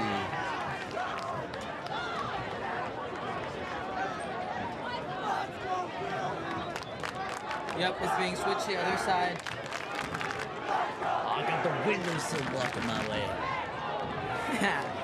As the Fury student section is on this side of the field, so hopefully that helps our odds of getting. Could very well be that home field advantage coming into play majorly. As it's gonna be Emerald taking the field, right? No, And the Emerald offense. Okay. So the Fury offense will be taking the field. Sam Holiday led Fury offense. Sam the Man led Fury offense. I believe that's going to be C.J. Thomas Anderson back there with him, or Aiden Burton, one of the two. Yeah, that loss of Bojack hurt. Not gonna lie, we need him right now. Right. It is going to be Thomas Anderson. 4 wide receivers. Holiday, Thomas Anderson. 1st and 10 on the 10-yard line. Here we go. This is win or lose for the Fury. If they can score right here and stop the Vikings, game over. We go home, win, and double OT for the Fury. If they don't score, their defense has to come up big on a stop on the Vikings. Holiday, snap. Thomas Anderson hand off. No, Holiday keeper. He's not going to get much of anything there. I think the Vikings were anticipating that they were going to go there. That should have been hand off to Anderson, in my opinion. It should have been. If you look, Thomas Anderson had an open hole there for the touchdown. I do think they will hand it off to Thomas Anderson here, though, just with it being a second down situation. Go to 131. Timeouts reset, so 1 timeout for both teams. 2nd and 10 on the 10-yard line. Playing a 4-man receiver here. We are 2 on both sides of Sam Holiday. Holiday, Thomas Anderson, 4 wide receivers. Holiday, snap, Holiday, look at the throw. We've seen him in this situation before. Holiday looking for an open wide receiver. No, it is off the hands of Zach Madden. Oh, Madden could have had it there. He had the toe tap and all, but it is off the hands. And Ben Rulli is wide open in the end zone. That is just so unfortunate. I think we both know, Lucas, how much Zach Madden would have loved to make that play on senior night as a senior. Could have been, if the circumstances played out, the game-winning touchdown. But Holiday will be back out on the field. Thomas Anderson. 3rd and 10. Holiday snap, drop back, look at the throw, flush out to his left. Holiday, forced to run. Holiday's going. Gonna be out at about the 6-yard line. 4th down, 4th and 6. I believe they are gonna kick the field goal. As we see Zebby, Corbin, I believe Cruz should be coming out here in a second. Yeah. There he is. So they are gonna kick the field goal. They are gonna rely on the defense to keep the Vikings out of the end zone. We need a perfect snap and a hold from Sam here. Yes. And a perfect kick from Cruz. That being said, then our defense needs to come out and stop him. Yes. When an interception or a fumble would seal the game as far as the defense goes. Paul moves it. It is good. The Fury go up by 3. 1 Fury.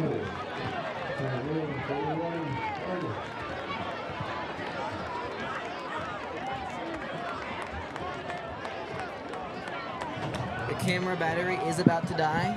We will be keep rolling. Hopefully it will run until the end of the game, but if it doesn't, we will be audio for the rest of the game. Man, but that just shows, how much he seems on it, that this game has gone on so long that our cameras are about to die. Man, both of these teams want this so bad. It being a key region matchup, playoff implications on the line. The Fury defense have to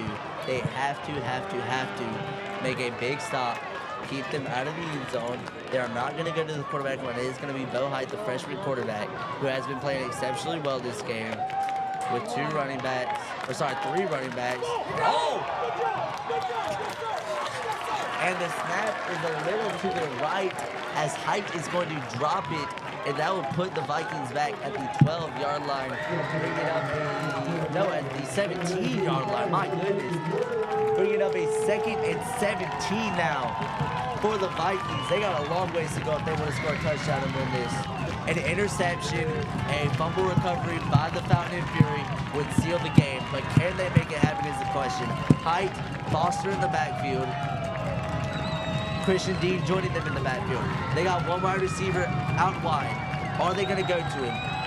It appears they are. They're looking to the wide receiver.